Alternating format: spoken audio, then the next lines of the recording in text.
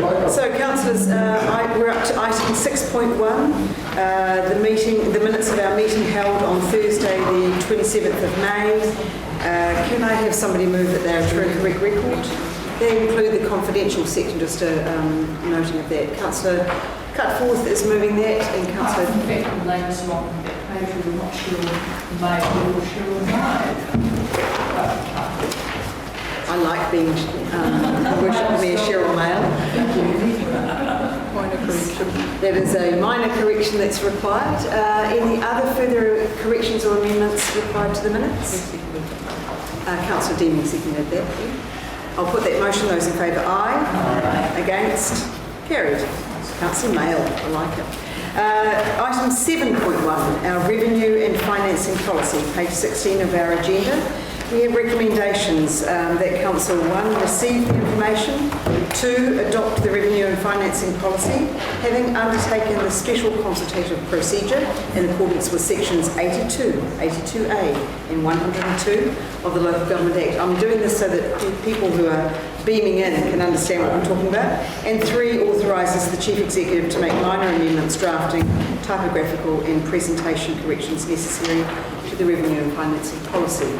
Councillor Innes has got his pen up to move that, and Councillor Peters is seconding. Councillor Innes. Thank you, Your Worship. When looking through the revenue and financing policy, it becomes very obvious the complexity of local government, and it's really compounded the last year with COVID, but also the growth that Whangarei District is receiving. One of the highest growth rates in the country. And it's a strong balancing exercise where we have to look towards funding and the split of funding between various avenues. And I'm really mindful of the growth that we have and the effectiveness we need to have in addressing that growth.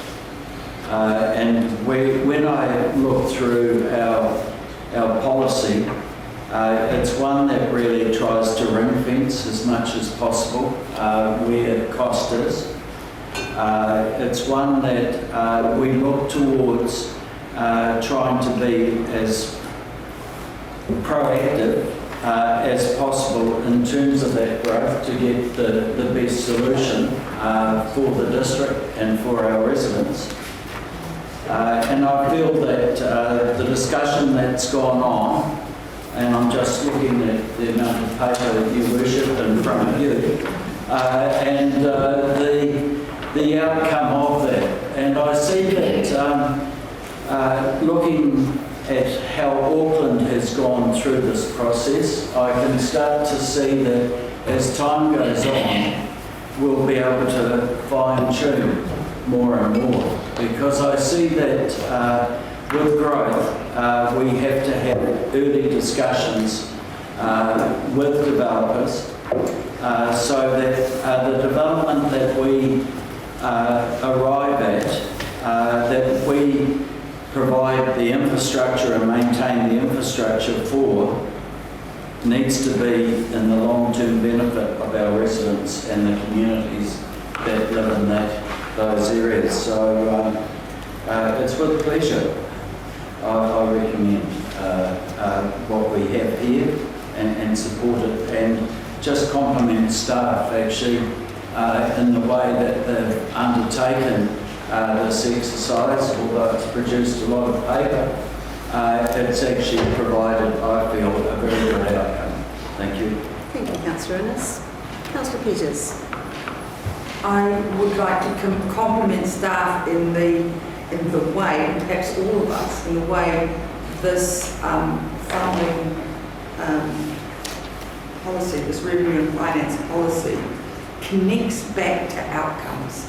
That's the core bit, and it's, you know, that you focus all the time on that. So that's really great. Thank you, Councillor Peters. Councillor Cocorillo. Yeah, a couple of questions, Your Worship.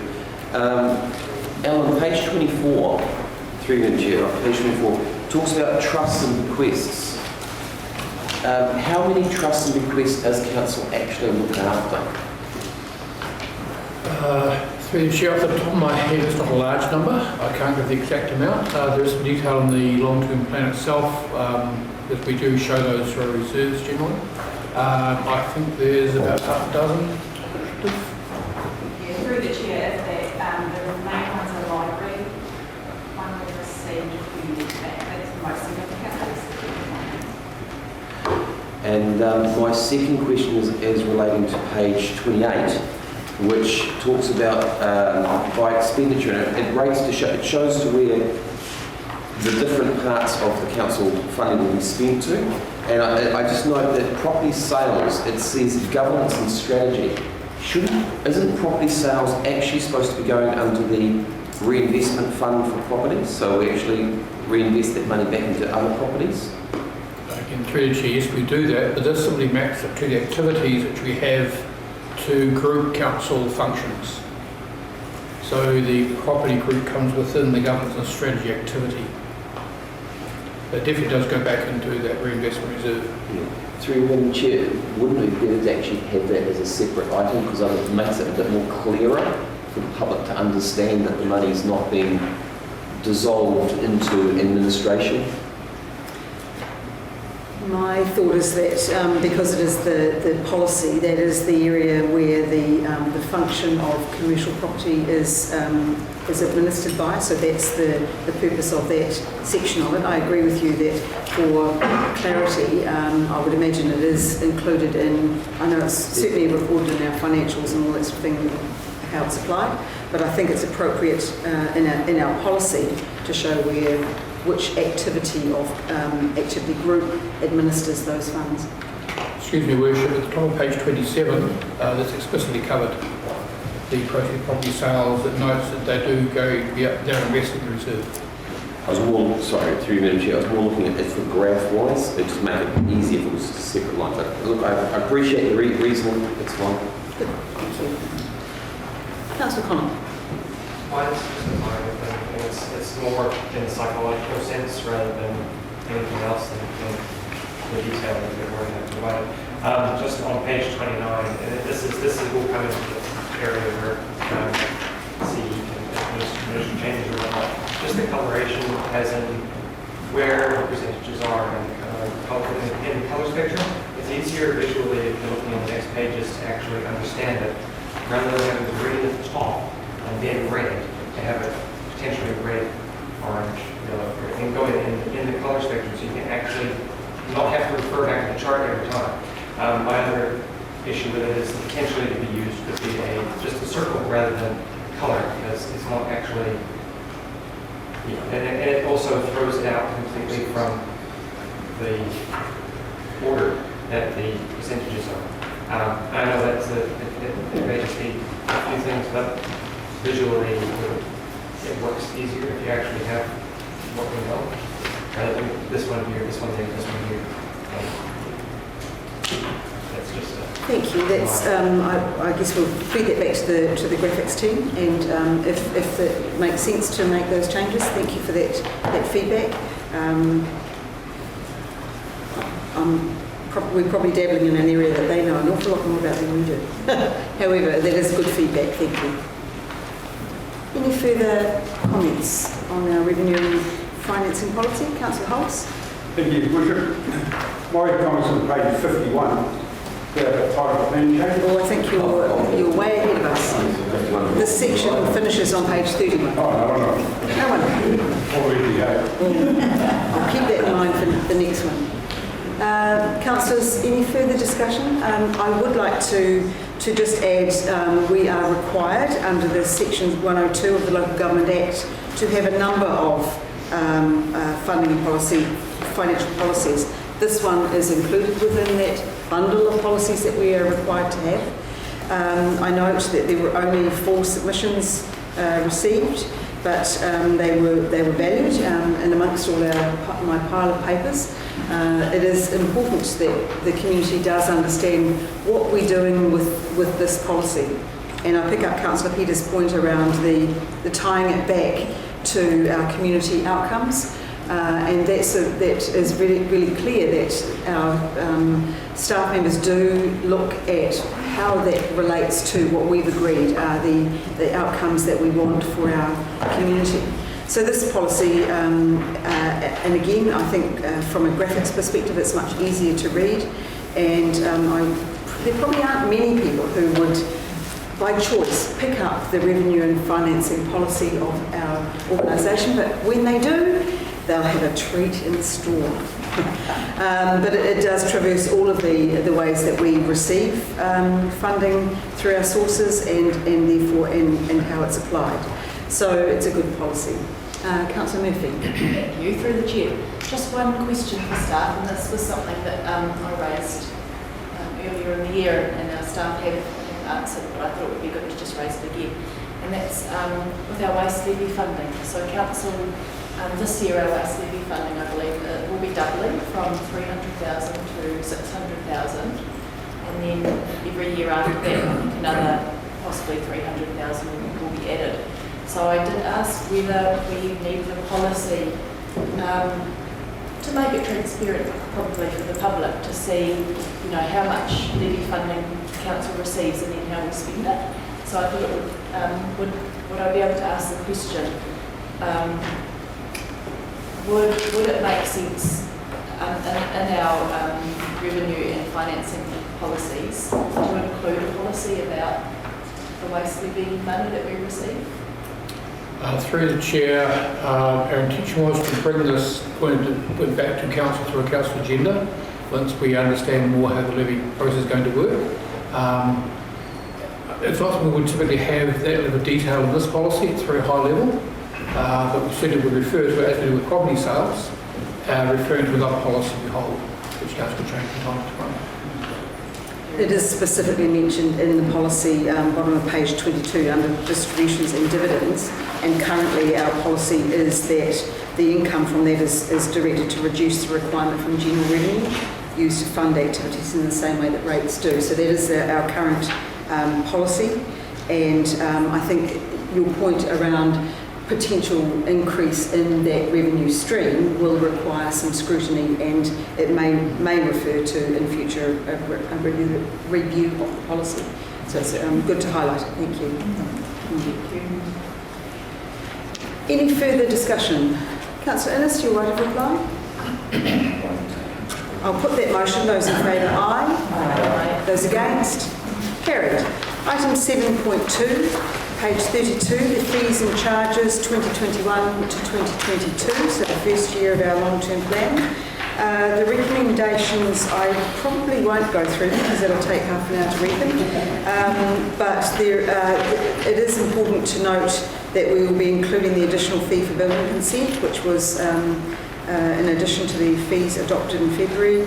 There is a change to the cents per kilometre mileage rate in accordance with the IRD rates, and it's actually a reduction, surprise, surprise, and adopting the fees and charges in Table A, and that those were the fees that were subject to the special consultative procedure, and they're included in the agenda, and then we're authorising the CM. Do I have a mover for those recommendations?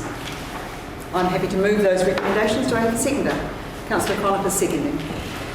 So councillors, just further to my comment and emphasis on the subject to the special consultative procedure aspect of these. You'll recall back in February we adopted the fees and charges for the coming financial year, and we adopted the fees that were not subject to the special consultative procedure under the Local Government Act. We also resolved to seek public submission on the fees and charges that were subject to. So today is about the feedback that we received on those fees, and then adopting them as necessary after the consultative procedure. We also met in May and noted the submissions, We approved at that meeting that no changes be made to the proposed fees, and we approved the preparation of this final document, which is in our agenda today. So with that one addition of the building consent management system, which we all know will be a benefit to our processes in processing building consent, so I'm happy to see that included in there as well. So I'll open it up for debate. Councillor Connell. I'm just going to make one comment. Just in regards to the ones that we didn't go out to public with, I know there is, although we've had only officially few complaints, I do know a petition that people are actually organising in regards to the dog fees. I just want to raise that just to make sure that people are aware of that. With regards to down on page 58, in regards to rubbish services and transfer stations, I'm in a manner of sense pleased to see that they're holding at the same charge at the moment, whilst I also agree that they need to go up to make sure we can cover what issues we need to deal with. I do see that the television screens and other e-waste has gone up 185%, from $7 to $20, and that is a common thing that's already on the side of the road for charge. I just know that we will have to be concerned with the amount of fly tipping with regards to not necessarily just this particular one, but this is a egg in the ground on the way, because we will have to deal with these issues when they do arise.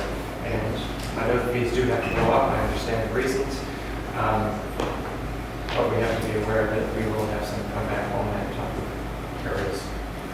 But in order to actually deal with our rubbish and waste, we actually have to have the infrastructure and personal responsibility to actually deal with it. And there has been a lot of public feedback in regards to inorganics collection as well, though there are positives and negatives to that. But it's just raising awareness that this issue is being talked about currently. Thank you, Councillor Connell. Councillor Cutforth. Just a couple of comments. I was also surprised to see that IRD travel rate, mileage rate go down rather than up. So this is unusual. But on page 42, I just want to check under procedure of the hourly. We've got the current fee at 79 cents a pay and the proposed fee at 82. And I'm just assuming we've got those numbers on there. So I just thought,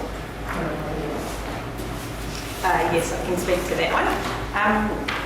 Like, as we've seen with many different government agencies, the timing of our process doesn't align well with the IRD's release for their mileage rates.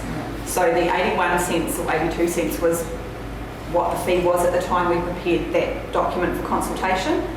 Because it was a document that has been up for consultation, I didn't want to amend that, so that's why we've covered it in the recommendation to reduce down to 79. So the recommendation is to point out the fact that it does differ from that consultation document that's attached.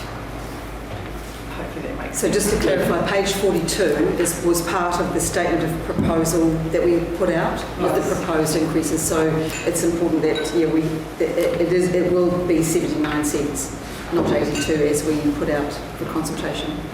cool. And just to follow on from Councillor Connor's point on page 58 about the televisions and the e-waste, I understand Noel Lehman, you've got a free drop-off for e-waste at the moment. So anybody who's listening, apart from TVs, apparently, so that's just something that members of the community might like to use as a fly tipping their screens.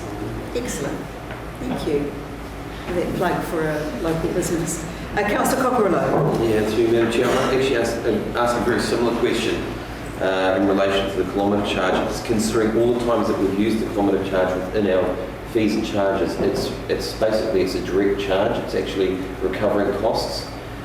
I'm puzzled in the business industry. People are paid a lot more than this, so I'm just trying to get the rationale. Can the staff explain the rationale as to why they believe the IRD is better off determining this than the business community?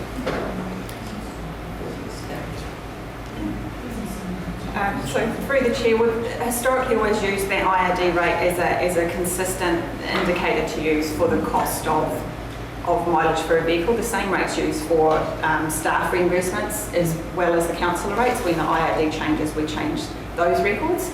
To answer your question whether that's enough, we also have a process where we allocate the cost of our fleet management. So the wear and tear, the depreciation, that all those costs associated with the use of our fleet is also incorporated. So it depends on what basis that fee is charged. If it's staff using pool cars or fleet vehicles, there's more costs hidden, well not hidden, but allocated to the activity as well. Through the chair, if the staff use electric vehicles, will the price be zero? That's why it's come down. I did have it up here. I have a feeling IRD's rate for hybrid vehicles at the moment is the same. So they've set a consistent rate for all types at the moment. So don't encourage it. Any further, Councillor Hobbs? Thank you, Richard.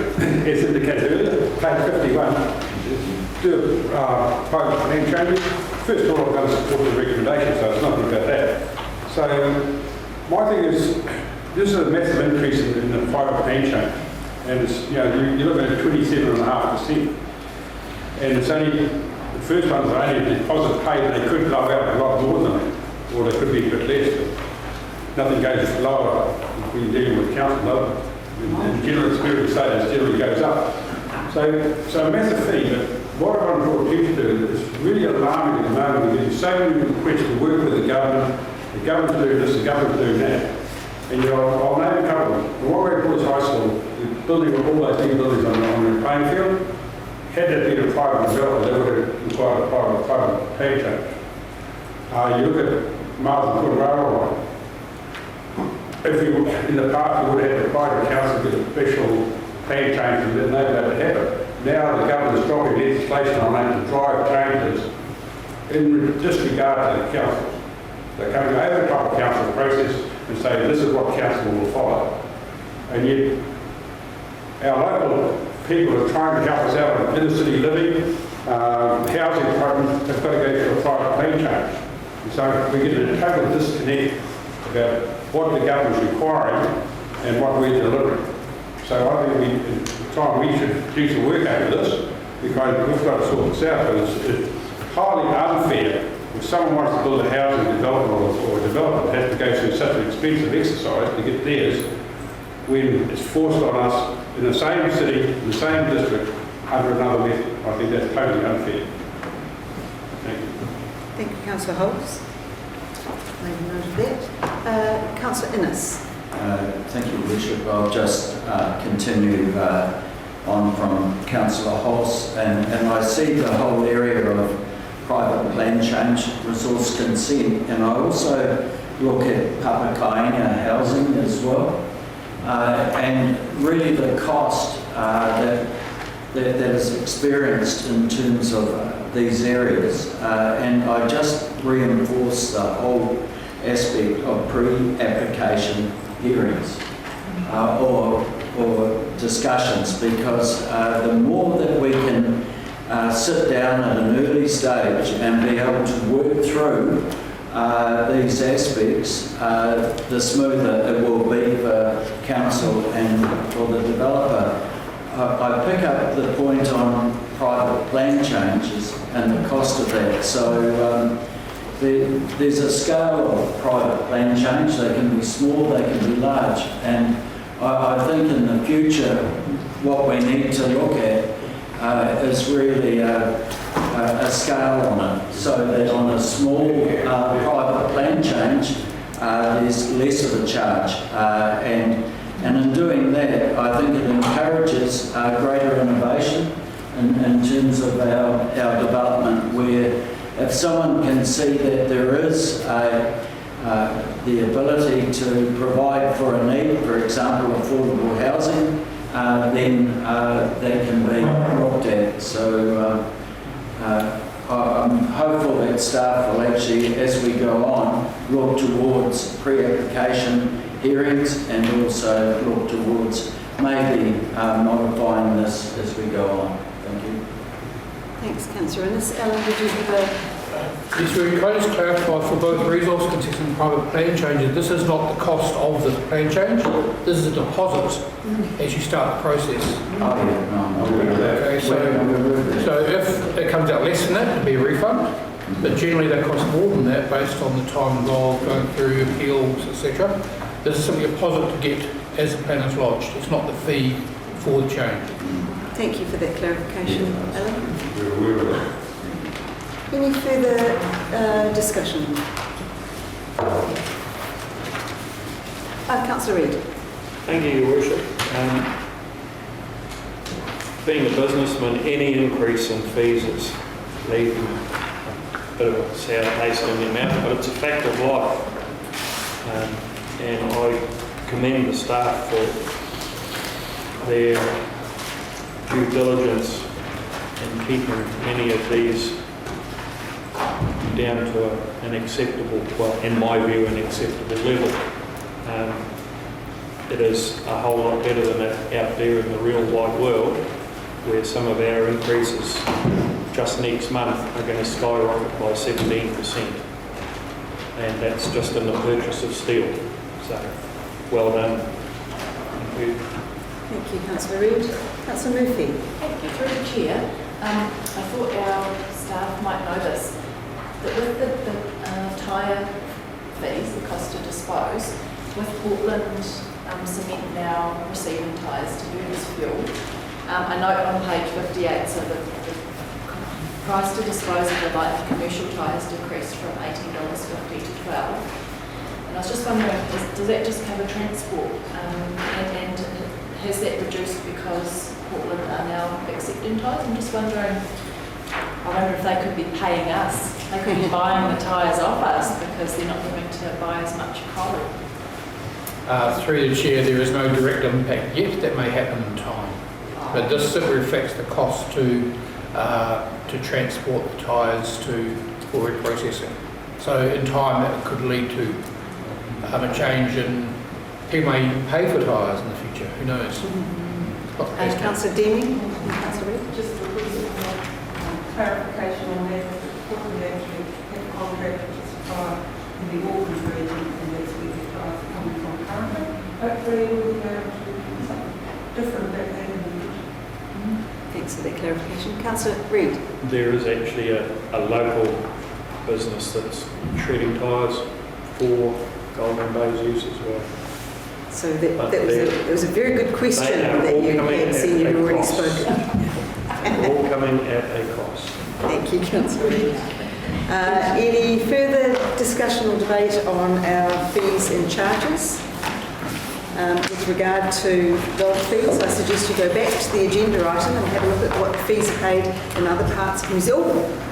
Delise has got a pencil. Sorry, I'd just like to take this opportunity, if I may, to acknowledge Karen Giles and my team. She's hiding on the back row, probably holding her breath at the Please moment. Stand up. Come on, might as well. So just acknowledge your hard work. This is not an easy process to pull together, and every year something else crops up. So thank you for your efforts. Thanks, Delise, and thank you, Karen. Nice. I will put the motion. Those in favour, aye. Aye. Against? Against, please. Councillor Cocker, those voting against? Carried. Item 7.3, our rates policies.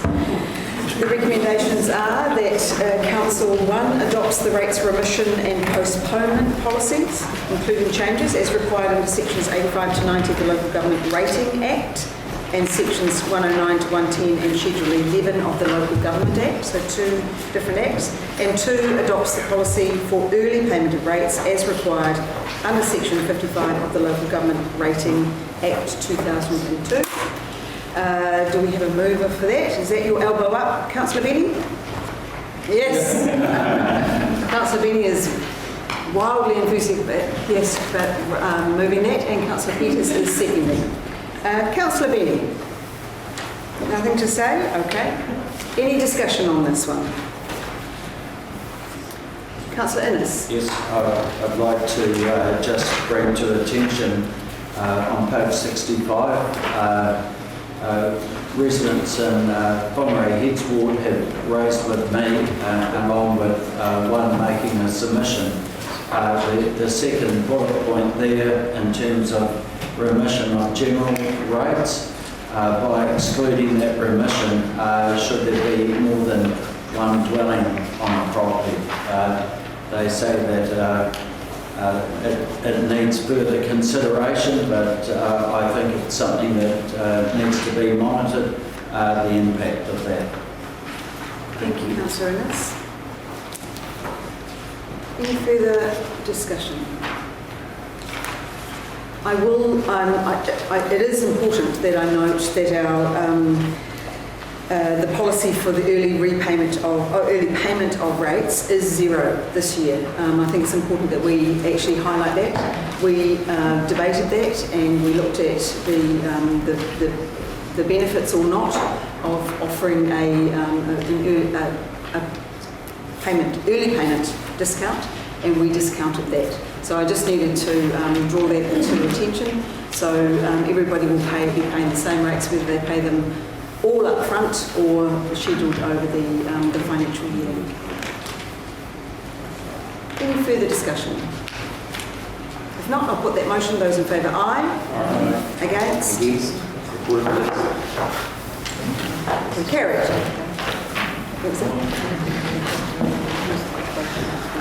Yes. Item 7.4, Development Contribution Policy to 2021, the adoption report, page 88 of our agenda. The recommendations are that the Council approve and adopt the Development Contributions Policy 2021 in accordance with Section 102 of the Local Government Act, and to authorising our Chief Executive to correct any spelling mistakes, etc. Do I have a mover for that recommendation? Councillor Deeming is moving, and Councillor Holmes is seconding. Councillor Deeming. Consultations of the DC policy on Whangarei District Council resulted in one submission, which was deliberated by Council and considered. DCs are subject to statutory requirements and charged by Council in order to address the infrastructure needs caused by growth without the cost falling back on the current residents. That's the purpose of the DCs, and I think that our policy actually achieves the purpose for which it was introduced. Thank you, Councillor Deeming. Councillor Holmes. Yes, and I'd like to support what Councillor Deeming has said there. We're both councillors in that first one of the DC policy, and just make sure the local residents who are penalised by future development and future developers were asked to pay their way up front. I think it's been a great success. And the other one now, I suppose, we don't have major items in long-term planning. We cannot charge development contributions to get paid for those, and that's a real key point of our major infrastructure. We must show those, we can only pay development contributions if we've got the project in the long-term plan. Councillor Innes. Thank you, Worship. I accept the need for development contributions, particularly in a situation of high growth, but I also see the need for flexibility and trade-offs in terms of developer agreements as well. So I can see where a developer actually looks towards providing public amenity that needs to be taken into account. So fully endorsing it, but also advocating the need for flexibility around developer agreements. Thank you. It certainly is covered in the policy. Yeah, it is. Yes. Yeah. Councillor Cockerello. Your Worship, just like in previous items, I can't support this one either, and my concern, and I'll explain the reason why I couldn't support the other ones along with this one, and it's actually the fact that it's not encouraging development. It's not encouraging people to actually put a second dwelling on their house so that they can actually bring in their family or other issues which might be happening within the family dynamics. So it's not actually encouraging that. And I felt that if we were going to do something on the development contributions, we would be doing something to allow that sort of process to happen. And I don't find that in the document to actually show me And in the documents which have come to this point, it doesn't show me that actually able to do that work for those communities who have just got an overflow of their family living in one house. Thank you, Councillor Cochrane. Councillor Peters. I will be supporting the motion, but I agree with Councillor Cochrane and with Councillor Innes, and particularly in relation to what people need to do for housing and how that might be to be held up or stopped by development contributions that are beyond the ability of a person to pay. Specifically in the examples that Councillor Cochrane has made. I do note, however, as Councillor Innes has pointed out, that there is flexibility, but that flexibility may just relate to large-scale developers, which don't necessarily deal with the issue of a family who can't get their children into a house. Thank you, Councillor Peters. Any further discussion? Councillors, I'll give you a right of reply, Councillor Dean, but just the most interesting part of this for me was looking at from pages 122 of our agenda through to 130, which lists all of the projects that have a growth component that the development contributions are applied to. That in itself just shows you and it's a shame it's not in big print, underlined, but I understand because if it was big print, we'd go over many more pages. If we wanted a snapshot of the investment that we've made into our district, there it is. And each of those projects we bear the benefit of, and the growth component of those projects have benefited the people who have created projects that lead to the additional demand on our services through growth, and that's precisely what the policy is for. Can I also take this opportunity, seeing it's going to be one of those days, to acknowledge the team who actually administer this policy.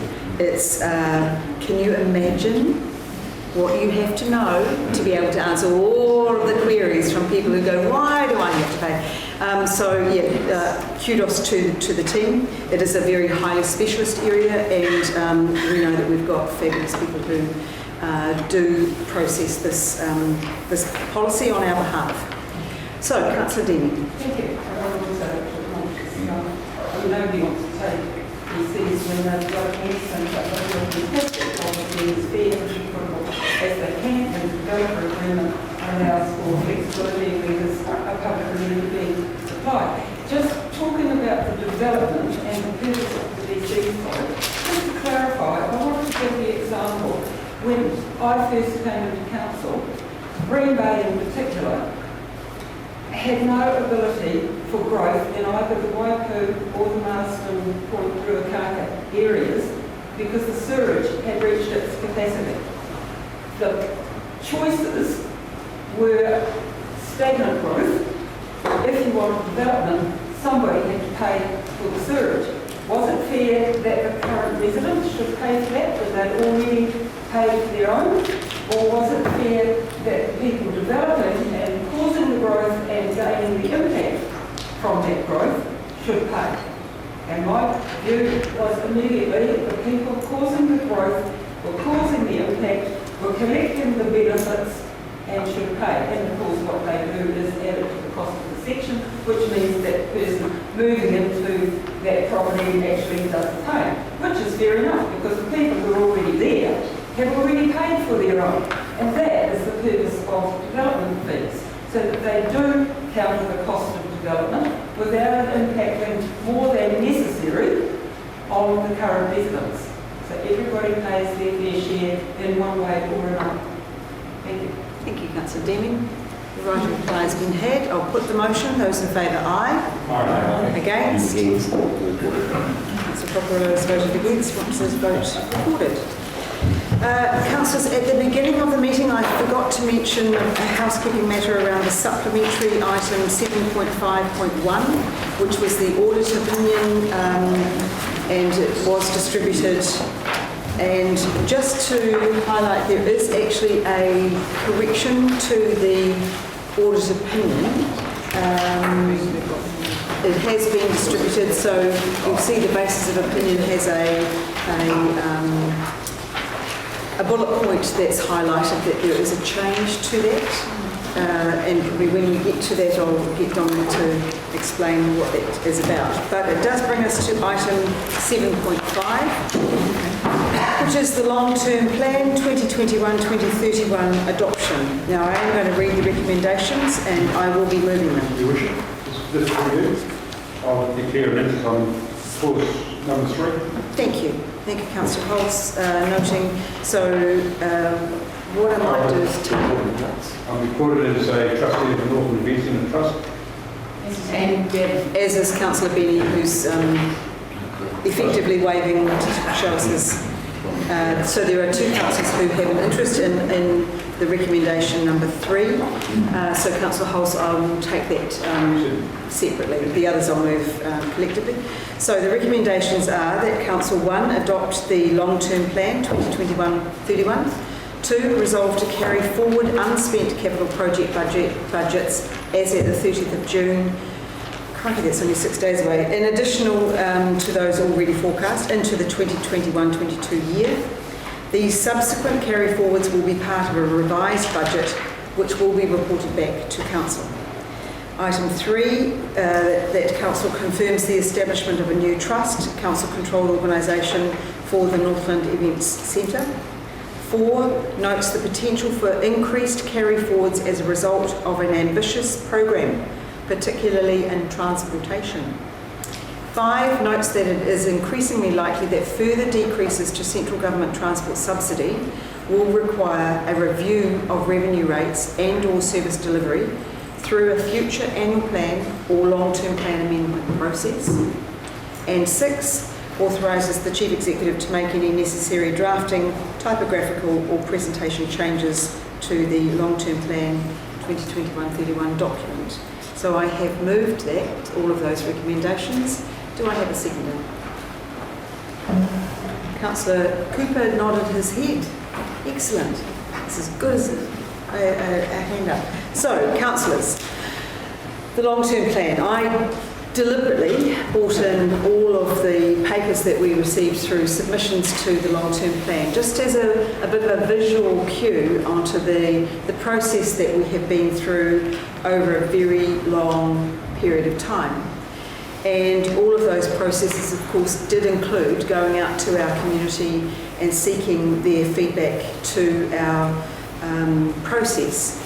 As a result, we have we did make some amendments to the original document, and they are highlighted in our long-term plan on pages 10 and 11, changes that were made in response to feedback. So it's kind of nice to know that our community can go to just a couple of pages and see what changes we made as a direct result of their input into it. And some of those will make some people very happy.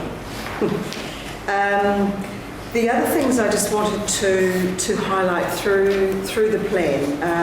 I take my hat off to our graphics team who present this information in a way that is really, really, really easy to be seen and digested and understood. I think we have got better and better over the years, and it is an easy read document. One of the things that I particularly love about it is on pages 22 and 23 of the document are the graphics that show some of our major projects for the next 10 years. It's a quick reference to go back and go, oh, which year was it that we were going to be doing, for example, the Northland Event Centre Stadium roof canopy at the total cost of $11.7 million. I'll just highlight that. Pretty significant investment, a significant investment in an asset that we own that was unfortunately had a roof that needs replacing way sooner than it should, and at a very high cost. It's the right thing to do. In all of these projects, particularly the major investment projects, are the right things to do. We've invested heavily in our transport infrastructure. You'll see on page 23, the little wheel the red wheel that corresponds to all of those projects that are showing investment into our transportation sector.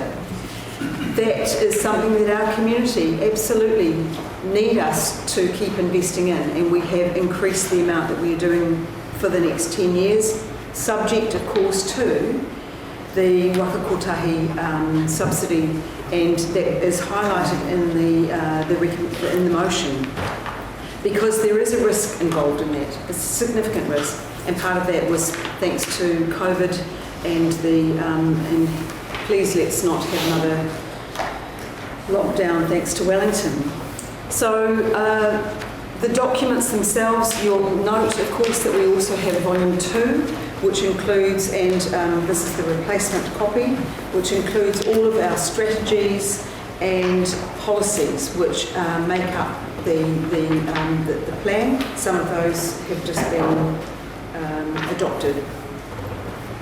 It is an ambitious plan. It's a serious investment into our district for the next 10 years. But you can guarantee it will change. Today is a day in time, and we will set our budgets and our plans, but things will change. You'll recall that when we first came into this term of council, we were on a path. COVID hit, we had a reset budget. We changed and we responded to things as they happened. And it's important to note that this plan could also change in future.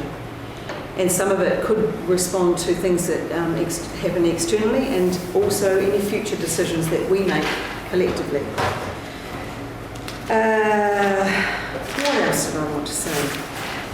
I think I am, not just think, I am very proud of this document. This will be my last long-term plan. As the Mayor, I am not standing next year, and I feel that this is a great blueprint for the future.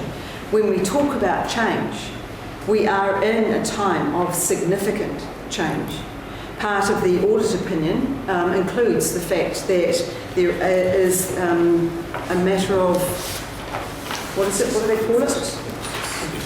A matter of, an emphasis of matter, which covers the uncertainty over 3 waters reforms. Now, these are the words of Audit New Zealand. Without modifying our opinion, we draw attention to the disclosure on page 381, outlining the government's intention to make 3 waters reform decisions during 2021.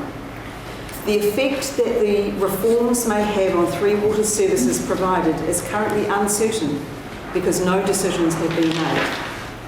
The plan was prepared as if these services will continue to be provided by the Council, but future decisions may result in significant changes, which would affect the information on which the consultation document has been based. So that's an emphasis of matter which I think every council up and down this country will be having to have in their audit opinion of their long-term plans, because of the matter is at hand up and down the country. So we're not the only one. The other, Dominic, I'll take this opportunity, if I may, to just ask you for clarification around the change to that bullet point in the letter from audit. So the auditors this morning, through Chair, just provided an updated wording that aligns to the Office of the Auditor General's wording.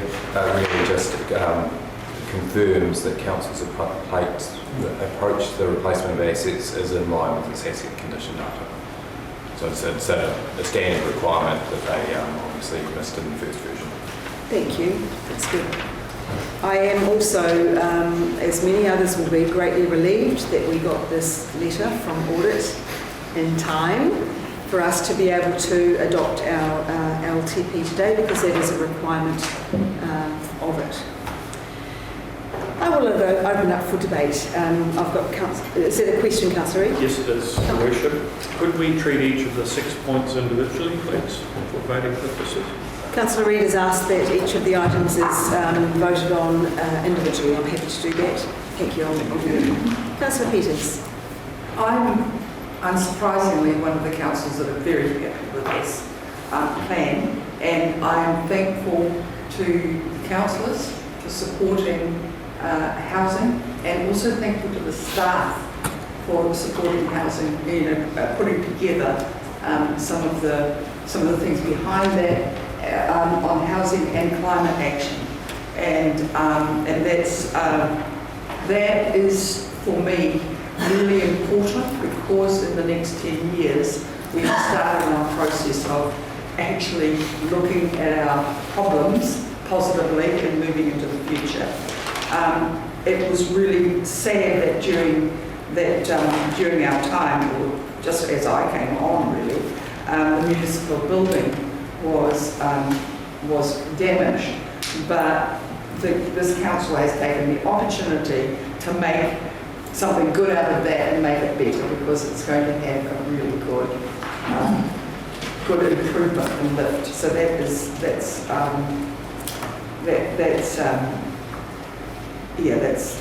a silver lining, something with a problem with silver lining. The bike security, the cat sexing, all of these things will will have really positive, seem like small things, but they will have great impact, I believe. I am aware that we still need to deal with car parking. Just looking over at Councillor Cockerilla.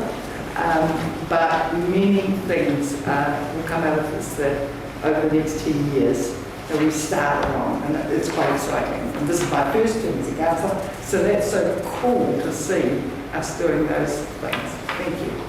Thank you, Councillor Peters. Councillor Innes. A question through you, Your Worship. Maybe Rob to Calvin. It relates to fire and it relates to decreases to the general government transport subsidy. I'm mindful, and my ear is constantly chewed in terms of the Whangarei Heads Road and about the pullover areas designated for there in the long-term plan. Does this affect that through Your Worship, Calvin? Thank you, Councillor Innes. Calvin. Through the Chair, as the funding for the Whangarei Heads Road and a number of other low-cost road projects which have been moderated by Whangarei, we expect an outcome on that moderation in September. So at present, the funding included within the project, within the long-term plan, but that is subject to what Whangarei is. Good. Thank you, Calvin. And then if I could continue. And it comes to fire. I prefer not to note it, but I will discuss that when we come to it. But it's one with disappointment. I see that's put within here. I think the other point really that is raised by the auditor in terms of Three Waters reform, and it's not as if it's related to just Three Waters, it's actually related to local government reform, which is substantial. We've got the Three Waters, we've got the RMA, and now looking at local government, future of local government. So what I see in front of us really, the next annual plan, and 5 refers through to the annual plan, is going to be like a long-term plan again, because of the substantial change that's taking place. I'm also mindful of Uruku Landing and the $60 million that government has looked towards providing for Whangarei District's economic development.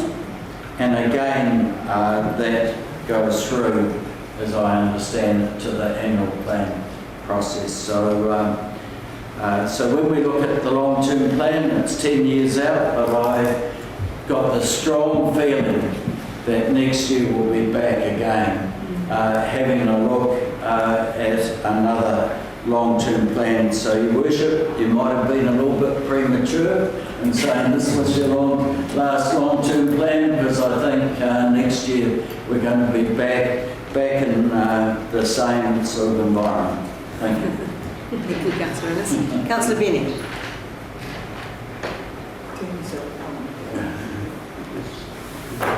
Talk. Got it. Right. I just want to point out that to be part of the process, I think a lot of the things brought up that seem to be like a provision, and I'm blaming us council for that, in relation to like traffic congestion and what Councillor Peters brought up with parking. You ask anybody that comes in from Marno every day, that is getting worse and worse and worse. And I hate to see that went through this one. I know there are constraints in Kotahi and release to it, but I believe that should be a priority for us in the next period going forward. How are we going to solve it? It's easy to say, not in the funding for Kotahi, we can't do anything. We need to look at alternative ways to stop traffic congestion. In the last 12 months, I think everybody will agree, traffic congestion throughout the district got worse. Whangarei hits, Carmo, Manu coming in, even Rivercar coming in, the traffic has just increased tenfold. The same goes with parking. Somebody wants to do a project in town, we are just so hard on them about providing parking, yet we push these projects without any parking strategy yet. Like I really want to be part of the focus of the next couple of years that looks at a little bit of vision. So instead of stopping cars and putting more pedestrian projects in, we come up with some answers that look at a vision for 10 years plus on. So I just sat back and gone, and I just wanted to pick on that. Thanks, Councillor Benny. Councillor Cockerello. Like you, Your Worship, I've brought in all the documents as well.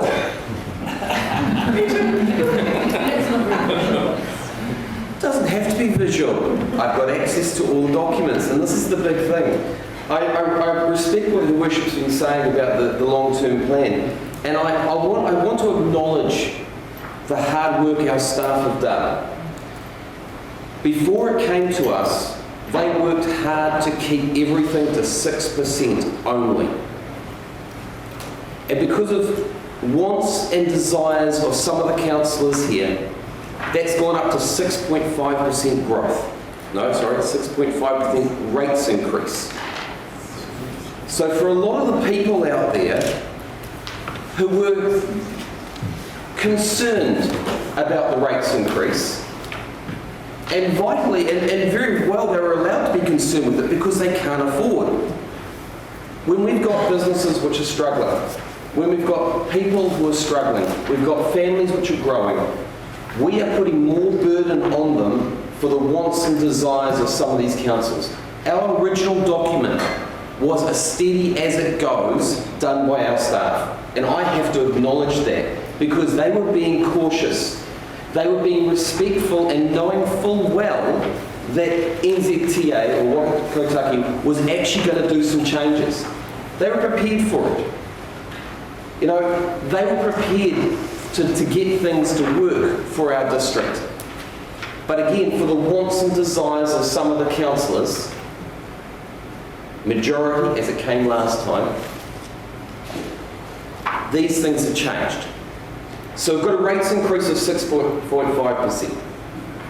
7% year one. 7% year one. Sorry, Your Worship, 7% year one, as it says on there, yes. But it's just, most of these people were budgeting on less than 6% because that's all they can afford. We've taken away from them the rights to pay their rates early and give them a discount. So now they've got to pay the full amount, and a lot of them are struggling. Then we talk about our auditor's report with the emphasis on the three waters, and the mass media campaign by central government to prove that our councils are useless, and to follow what central government has to say. Then we talk about Aruku, which has been removed from the document, which again is $60 million investment into our district for local people. So while I acknowledge the hard work our staff have done to try and bring everything together, I also acknowledge the irresponsibility of some of our councillors to push again of things which are desires, are wants, and yes, they can see a need for it, and I don't deny that. But again, I come back to those ratepayers who are out there struggling, and they are struggling hard. I can name several businesses which have folded in the last month. So I'm conscious, and I'm glad we're taking this in parts, because while I acknowledge the hard work our staff has done, I believe our councillors need to be held accountable, and that's why I cannot support or adopt the long-term plan as it is. Councillor Cockburn. Councillor Cutforth. Thank you, Bishop. So my last one to get into actually. I just wanted to start with the consultation process really, because I think this year, and partly it is just thanks to the staff in terms of the style of the document, I think. But I think the staff also did take on board to some extent some of the comments that people are making around how we can improve our consultation and engagement.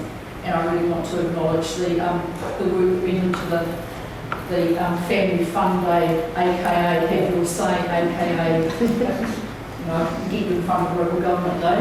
And I think people did see from that, even on I think half an hour before, I was thinking it was going to be cancelled because we were huddled in one small marquee waiting for members of the public to turn up. And they did, because the sun came down, people turned out, and there was like 3,000 people there.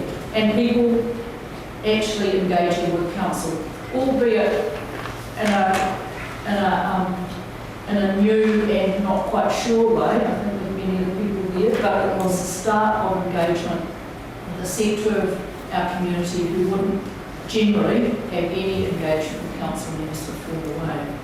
So I think that the consultation, and we got feedback from that, and I think the fact that we got 3,000 submissions partly was due to trying some different things like the Family Fun Day. And I really hope that my dripping on stone about council expo days has actually going to bear some fruit in the future in terms of this is a way, a different way, should be different, but a different way in which we engage with a whole range of people in our communities and get the type of feedback that we really, really need. Also want to compliment staff on, as we do on this, I'll just hold up to the camera, which I think is the best example of a Gantt chart I've seen. Okay, so those who know what Gantt charts are, that's slowly an example. And it is just the way in which we demystify council, I think, to our residents. I wanted to pick up on a point that Councillor Cockburn made about the rates increase, because it is a rates increase, more than we had gone out to our community with. But it's in response to what our community said. And I think the list on page 146 of the agenda, which gives the examples of the type of things that people have come to us about and we have listened to and we have included into our plan because people said this was important. And it's everything from $15,000 to D6 cats, not just D6, but to actually try and see council having a role in managing the cat population in Whangarei and the issues around that, and actually control it. I mean, it's not just about because we want to, it's D6 cats, it's to actually control that problem, which is becoming a problem in terms of predator control. Through to $4 million now in the budget for housing for seniors. And I will continue to call it that, not pension housing, because that makes me feel incredibly old. And it is, I think, a term that is becoming more relevant. But $4 million, which people may think is a lot of money, but actually, as we know, in terms of the housing market, that is not going to create a whole lot of housing for older people. But it's an indication that we've listened to our community, because that came through strongly from members of our community, and particularly from members of the positive aging group, who very strongly said we need more funding for housing for older people.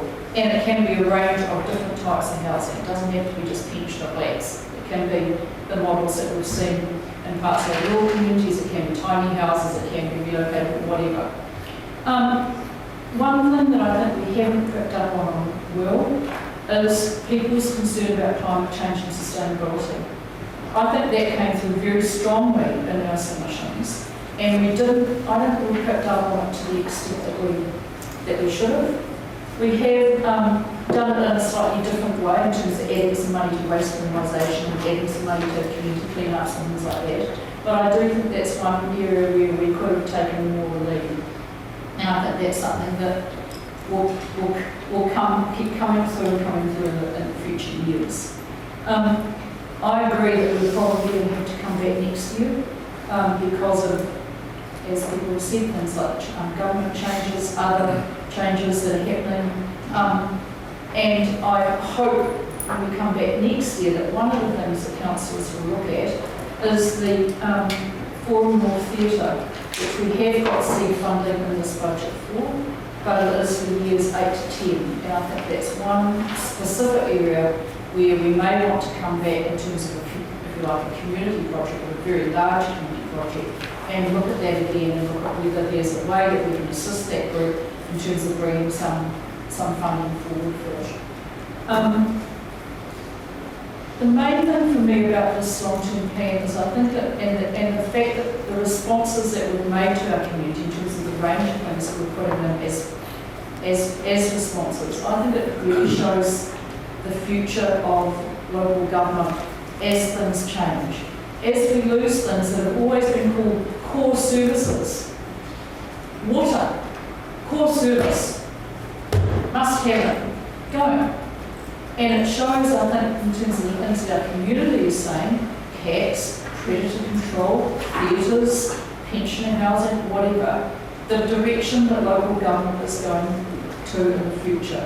And it really reflects the well-beings that the government is seeking this. So I think that we've responded quite well. I think with waste minimisation and climate change could have done better, but I think we've responded quite well to what our community is saying, that they want local government to be involved in and affect the future of local government from government. Thank you. Thank you, Councillor Cupford. Councillor Connor. Thank you. And yes, this is my first term in council as well, and the first time going through this process, although I've seen it from the outside many times. It's been such a in-depth process getting through it all. It's been quite interesting. To say the least.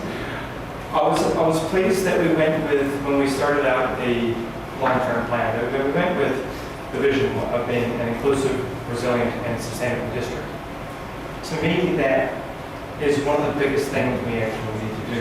And we don't need to look at the sustainability as a greenwashing type of thing. It is literally everything we have. It's from how much we eat in the morning to how much we have for rent to be able to pay to be able to do it, how much we have to live, basically.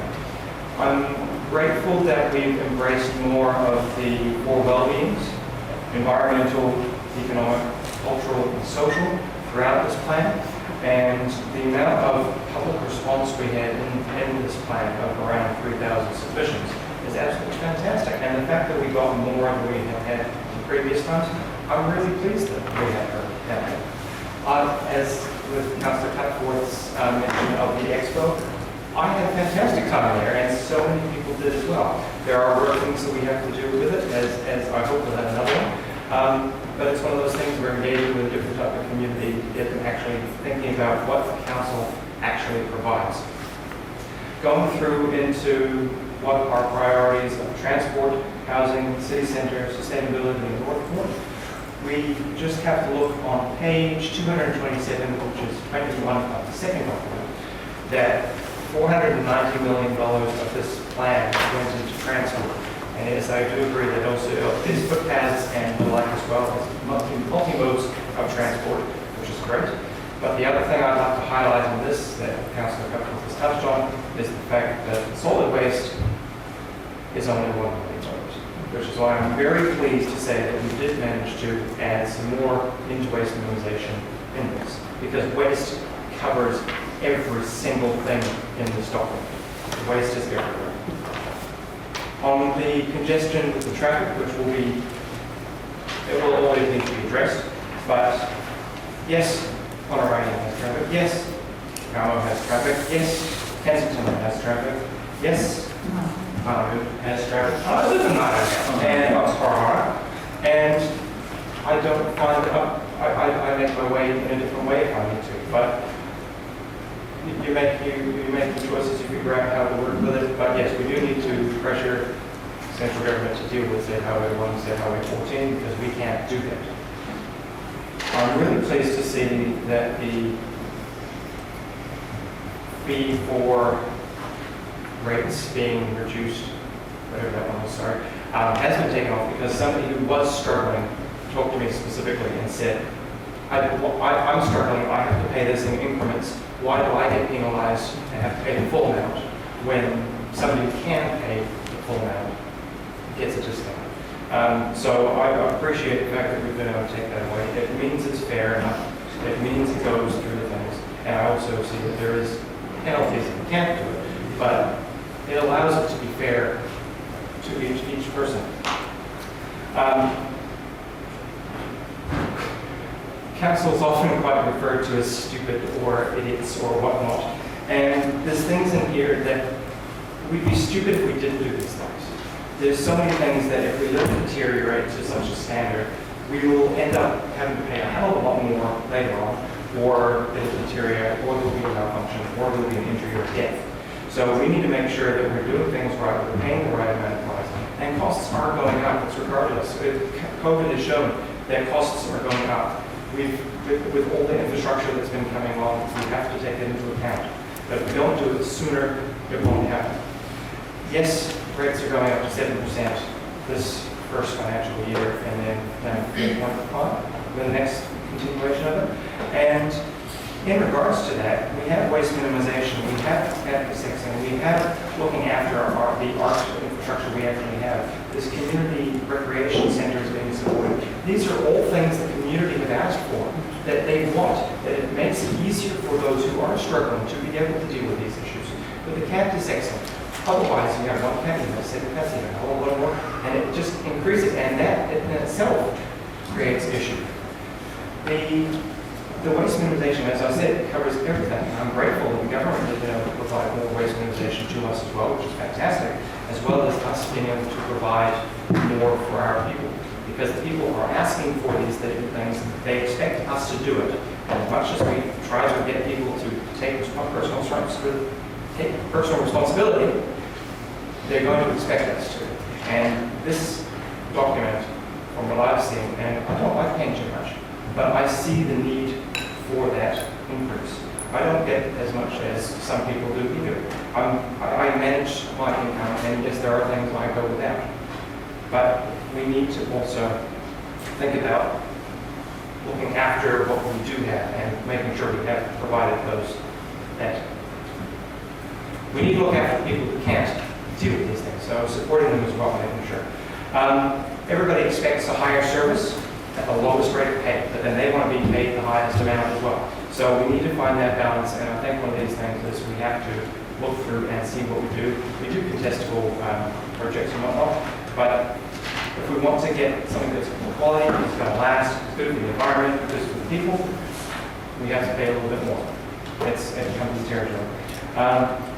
I'm glad to see that we have a parking building being looked at in the next long-term plan, but I'm exceptionally grateful that we have the city center being looked at, tactical urbanism being implemented, so people actually have space to be, so they're allowed to be in space and actually can do things. Because if we were only expected to be here, then you have to go, here, go. When people actually want to congregate in places and actually enjoy the spaces that we can provide. We can't do too much for businesses, but we can provide the spaces outside the businesses so businesses may want to come and use that space. It is great to be able to do that, to try to work around the infrastructure around town to get through. I'm winding up. To make sure it's easier for people to walk around, because not everybody has a car, and sometimes people are put into cars because they can't actually access those places in other modes of transport. I'm grateful to see the Port Road Bridge is getting done with infrastructure projects. And the other thing I want to just touch on rates is somebody who I never thought would say, I see this is actually working. I will never work on rates. I don't want to put my rates up. Has agreed, actually, this is a pretty good thing. We actually, the person who said they'd never want to do it has. And yeah, and yes, but and we have heard people saying it. So it's just, I just wanted to make a mention that when you actually look at what's provided, it actually provides a lot for. Thank you, Councillor Connor. Any further debate? Councillor Dean, and then Councillor Murphy. Oh, I apologise, Councillor Golightly was. Thank you, Your Worship. No, I don't want to sort of go on because I think it has all been said, but I did want to, I mean, none of us like rate increases. I mean, that's a given, and I feel like with this long-term plan, I feel like we started this process really well, and then we had submissions, and the amazing amount of submissions, and they all just wanted this. So for me, I feel like, with all due respect to Councillor Coccarello, I don't feel like they were our wants. I felt like they were our community's wants, and I feel like we listened to them. And so I'm really happy with this. I feel if anything came out of it for me, I felt like we needed to maybe look at including more community funding. I felt like there was a lot of projects that we could easily sort of, flipped off. So yeah, I'm comfortable. Thank you, Councillor Golightly. Councillor Deeming. We worked our way through to come up with this plan, which I think was the collective knowledge of the professional expertise we were given our staff and the councillors' community knowledge and local experience. I think we've come up with a pretty good plan. A plan is a plan is a plan. It's going to be altered. There's nothing surer than that. I think Councillor Cutworth explained very well the reason for the 0.5% increase over the amount that we went out to consult on. And we battled furiously to try and keep that under the 6% that we originally forecast. And I have to say that I probably disagreed with pretty much everything that went back into the plan, but I'm very glad that it's in there because they are the things that our community asked for. And we tried desperately to find things that were inappropriate, might be the right word, I'm not sure, in the plan that we could take out and substitute with the things that we put in. But in the end, we collectively, with the professional advice we had and our own collective local knowledge, came to the conclusion that this was the best plan that we could put in place at this present time. And it's a plan. It's not cast in concrete. It can be altered, amended, which we'll no doubt do next year when the government has made up its mind just what it does want to do with local government, and also with the various projects that we already have in the mix. I absolutely agree with Councillor Cutworth. I was very much scared to come forward, but I'm not going to go through everything that's in the plan. We all have different things that we would like to see come forward and that we think should have been brought out in the first place. So I think I'm very happy to support the plan in its current form. Thank you, Councillor Deeming. Councillor Murphy. Thank you. I don't want to speak for too long, but I just wanted to say this is a great place to live. My favourite day at this time of the year is on a Wednesday after school at the Whangarei Sports Complex when all the kids are having their football practice. You go down to the sports complex, you've got kids skating on our new skate park, you've got kids and families, hundreds of them. The kids are playing football on the nice new turf that we improved last year. And then you've got all the oldies, you've got people who've played golf, sitting in there having a beer. It is just awesome. And so, when you look around and you think, what do we enjoy, what do we love about our district? It's in the summer, we love going to our beaches, and in winter, we love our sports and our recreation. We've got such a cool city. I wouldn't live anywhere else now. I think, where else would I live? Would I go back to Hamilton? Maybe. I would visit Wellington, sure, but would I live there? No. I love Whangarei. I love it. So I just want to say this plan is, I think it's a pretty great compromise. And I think Councillor Cutfield spoke really well. I just wanted to why am I here? When I think about why I stood for council, we look at things like housing, housing for our people, food security, so that we've got healthy food for our people, thriving biodiversity, a zero waste circular economy. We want to be carbon neutral, and we need a modal shift to public transport, because that's the other thing I just wanted to throw in there. It was really interesting having conversations with my parents the other day about when they were kids, most households had one car or no cars, and all the young people rode their bikes to school. And I've even heard Jeff Devine, our road manager, say Whangarei boys high, Whangarei girls high. In the 50s and 60s, there were hundreds and hundreds of bikes.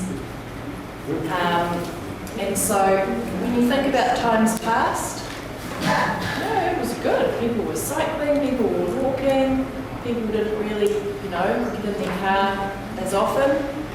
So I think where we live is wonderful. We just need to start doing things a little bit smarter. So if we can get people maybe going back to those old ways of transport a little bit more, I think we could have an even better place to live. But yeah, there are some big ticks with the long-term plan for me. We went out, we consulted on those two options for sustainability and climate change. So option 1 was the 3.7, and option 2 was 7.4 million over 10 years. When you look at what we added in there over the 10 years with the bike security infrastructure, extra money for waste minimisation, and then the things like the other things that are going to enhance sustainability and biodiversity, like our cat snip and chip, money for predator-free paritaka. When you add those in, it actually comes up to 7.2 million over the 10 years. So I feel pretty good about that. The only thing, just the last thing I wanted to say, the thing that I am watching, and Councillor Innes will tune in here, but the Paro Bay Resource Recovery Centre, where this group has been working so hard as volunteers to try and get this new initiative off the ground. We didn't give them the operational funding that they requested. Instead, we've got the waste levy fund, which they will be able to apply to. But the timing there is critical. So I just wanted to put it out there. We need to make sure that that fund is off the ground as soon as possible, so that that group can apply, so that their project can get off the ground.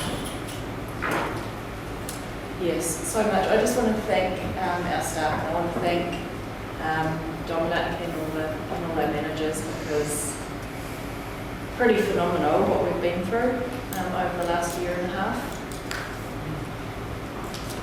Thank you, And Councillor. yeah, I look forward to living in Whangarei for the next 30, 40, 50 years. Thank you, Councillor. Would you like me to start before? Well, councillors, we have been sitting for the 2 hours, so I've got the option to either adjourn or we just push on and get this one out of the way. Yep, whatever. Councillor Cooper? Yep, thank you very much. I echo everybody else in thanking the staff for their work. It's a massive amount of work, and the reworking of budgets and the accommodating of various ins and outs. I echo what Councillor Cockerillo said, and that nothing was put into this plan without the majority agreeing to it. and when nothing was left out without the majority agreeing to it too. I thank the councillors who supported the money going out to the rural regions, and I include in that the road sealing, which is a great thing for the rural communities, and they've been looking for some love for a little while. And I would note, just while we're at that, to those people who are in charge of these sort of things, probably Kelvin, that it is unsubsidised and so shouldn't be touched, one would hope. So there is that, and then there's the money, and I acknowledge the work that Sue Lodge and the Parks Department have done for the Ruakaka Rec Centre as well, which they are very grateful for. So I support the long-term plan, and I appreciate the work that everyone's done and the way it's been done. Thank you. Thank you, Councillor Cooper. Any further discussion? Councillor Reid? Thank you, Your Worship. In some ways, this LTP process has been a bit of a disappointment for me. May the 12th was both a good day and a dark day. And some of the expenditure that we're throwing out here is actually outside of Council's core business, which is handling ratepayers' funds to the best of our ability to give the most benefit to the most people. And I feel that in some of the things that occurred during that meeting of May the 12th, we are actually letting them down.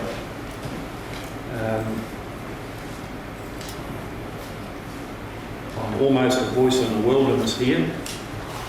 Most awards have been shown a lot of love, some more than others. My one in particular has received none. And I'm a bit grumpy about that, and that will be getting changed next year, I can assure you.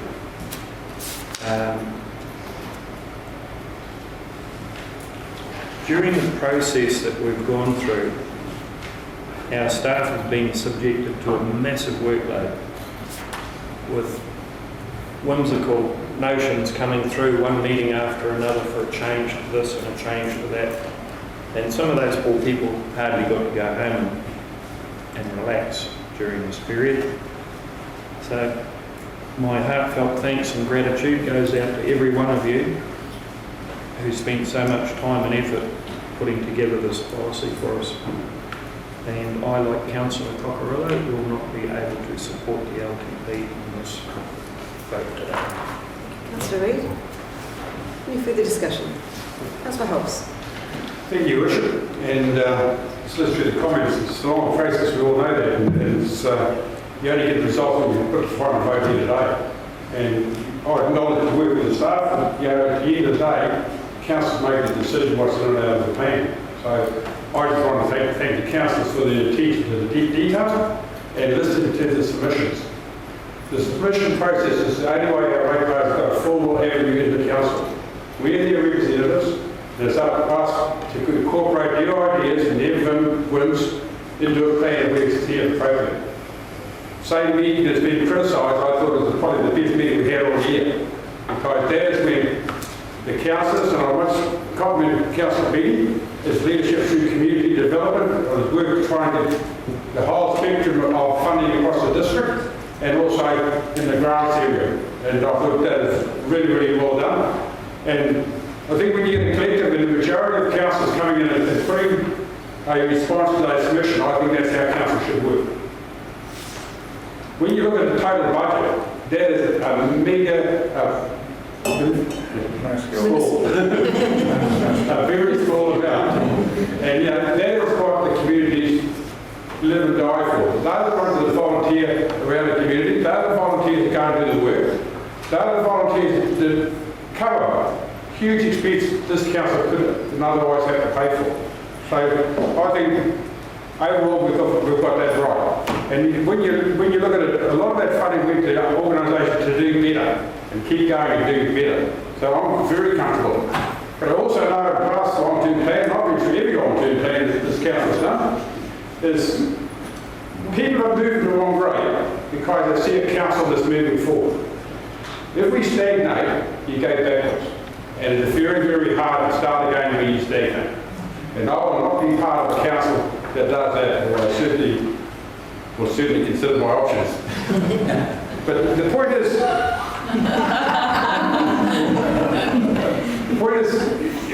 please work. People forget last year through COVID, I was one of the councils coming here said we should have a 0% increase. Right from the start, it started along the plan, the annual plan process. We worked it up and we were able to keep the funding for our rates last year down. This year we've said we're going back up to where it should have been to recoup that money. That's fair. People in the community understand that. And the little that we put on is going to have huge community paybacks for this council. One comment is going around now is saying we've removed the remission on the early payment of rates. And people think that's a good idea. Well, years ago on this council, we went through a long-term plan here that had 14% rate increases. That's what the inflation was outside of the books, 14%. Today it's virtually zero. But your idea that paying early payment was the council got the money in early, so we could actually go and do our jobs out in the community, our roading, our footpath, everything, without having to borrow money at 14%. So we gave 5% for net gain from 14%. 14%. So we're doing very well out of that. So there's always when you chuck things out, there's always a reason why I put it in. And it's actually saved this council a lot of money. And it's got nothing about the ability to pay. I do not like that too. Because if people choose to pay early, I should know. But I didn't think, so I'm very supportive of the plan, very supportive of where we've got to. I particularly like the council's last meeting when we actually responded to those submissions. But however, we've got one point that I've been asked over the last couple of days to make sure I clarify the point in the long-term plan, and it's to do with the funding of the Whangarei Swamp. We had Justine Rowe come to the last meeting to speak to us because there's doubt out there whether we're charging the full capital amount or just a usual rate swamp rate. So in our long-term plan, it says it is considered important that the entire funding and ownership of the model for the scheme is reviewed over the first couple of years of the plan. And then it says over the next page that there's no contribution at page 50 of volume 1. It says there's no collection for capital rating. But the farmers have just been rolled has not got that required. And she particularly came and addressed council, so she'd be aware of that cost implications to the farming district out there. And target rate can only be taken off ratepayers for the intended use. Those farmers have told us repeatedly over the last 12 months that they intend to change the model scheme. They've also said they've got money in the bank, they've got $600,000 in the bank, to use that money before they have another capital portion rates added. And that's only fair. Very fair. The intent, well, as Justine Ray said the other day, was Cameron, they've got a collaborative approach to all parties, future ownership of the scheme, pathways to sustainable future, requested only target rates for operating costs are collected, not capital funds. So I'd like to start with exactly where we are with that, because there's no answers needed in the documents we've got, because I checked them all yesterday. Councillor Hulse, at 11, when you started talking about Whangarei Swamp, I had made the decision that we were going to keep going until we could get to the end of this. I would say that was an unfortunate time to ask that question. Because now I'm thinking, have we got an answer that we can give quickly, or do I need to adjourn? I'll give, through the chair, give the answer from the deliberations report. We'll need to adjourn for potentially for further financial information, but certainly the deliberations report, you specifically considered options for managing the Whangarei Swamp and the rate while the issues were worked through. The options put forward and resolved were to form a working group with the farmers and Hapu to not have capital expenditure in the first 2 years, but to continue to charge the rate as planned and consulted on. The rationale for that was to build a reserve in the scheme to allow us to respond to maintenance requirements and to not end up in a position where potentially the scheme went in deficit, while not committing to capital expenditure in the first 2 years. That obviously allows the parties to work together and look at and land on what that future actually looks like. So that was the resolution on the 12th of May. If further financial information is required, I'll tag to the team, but we may need to adjourn to do that. I think that answers the question. So, councillors, I am going to push on through. I will not take a right of reply in the interest of time. There are a number of things I would have loved to, but I won't. So I'm going to take the motion number 1, that council adopt the long-term plan. Those in favour, aye. Aye. Against? Yes. Recorded, please. Councillors Cockerillo and Reid wish the votes against to be recorded. Item that carried. Item 2, resolve to carry forward the capital projects budgets. Those in favour, aye. Aye. Against? Carried. Item 3 confirms, Councillors Hollis and Benny will be stepping aside for the vote of this. No, it was all moved and seconded at the beginning. I moved them all, but I said that I would take the vote of that separately, and now we're taking them in parts. So confirms that the establishment of a new trust for the Northland Event Centre. Those in favour, aye. Aye. Against? Carried. 4, note the potential for increased carry forwards for our ambitious program. Those in favour, aye. Aye. Against? Carried. And 5, notes that increasingly likely that further decreases will require a review of our revenue and rates. Those in favour, aye. Aye. Against? Carried. And 6, authorising our Chief Executive to make any necessary drafting, typographical, etc. Those in favour, aye. Aye. Against? Carried. Thank you, team, and thank you to the team. Councillors, we will take a 20-minute break. Back, please, at 11:27. Thank you. Thank you. 37, when we're back from our adjournment. And the next item on our agenda is item 7.7, page 156, the representation review, the 2021 initial. No, why don't I do that first? 7.6. So that was to give Councillor Peters time to get back to his side.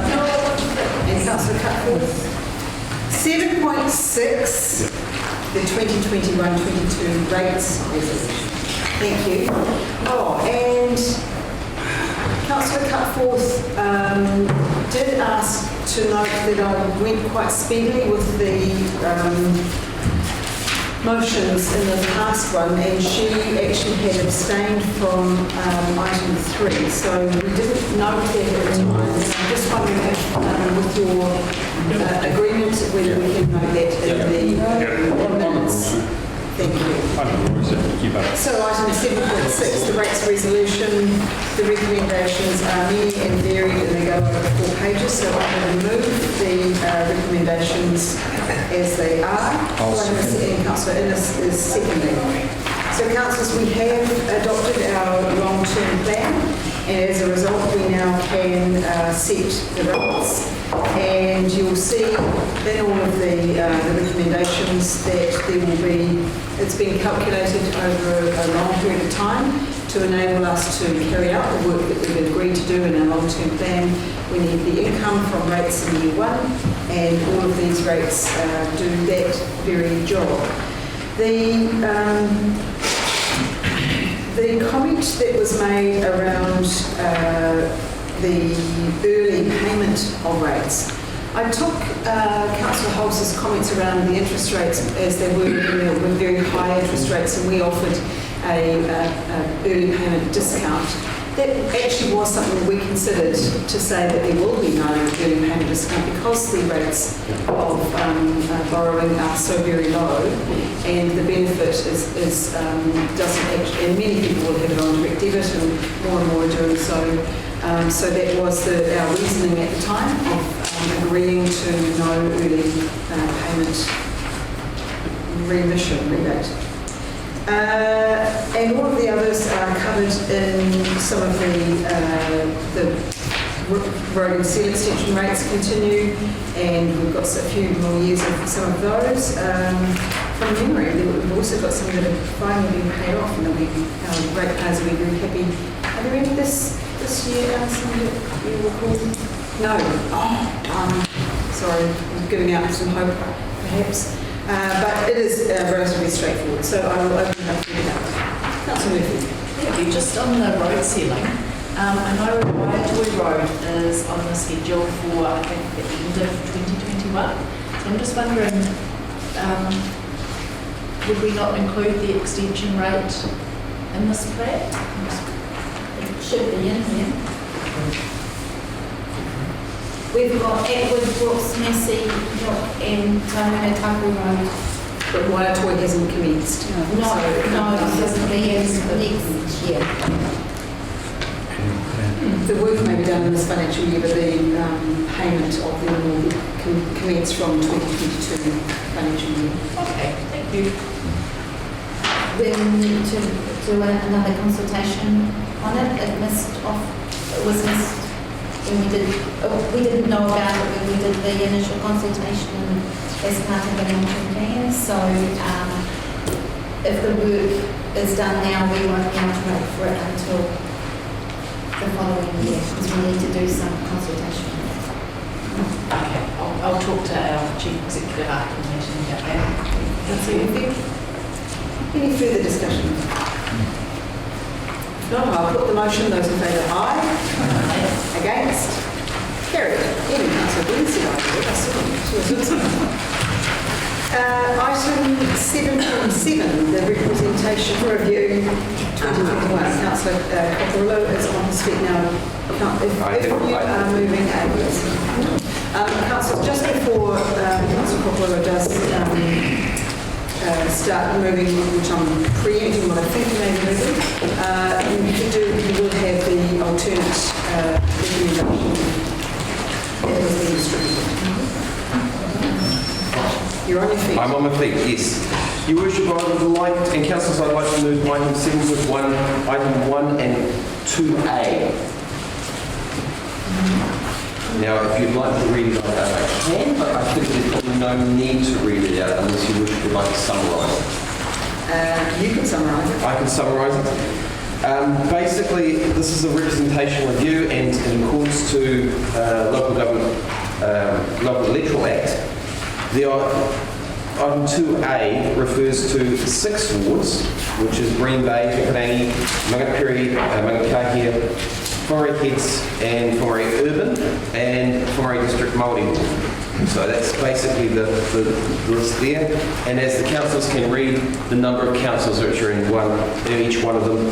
And as per what is at the present moment, the major difference is in the urban ward, where it goes down to 5 councillors instead of being the 7 at the present moment, with the 2 coming from the going to the Māori ward. And that's pretty much the summary I can do without actually reading out everything, unless there's something. And the other point is the fact that the mayor is elected at large.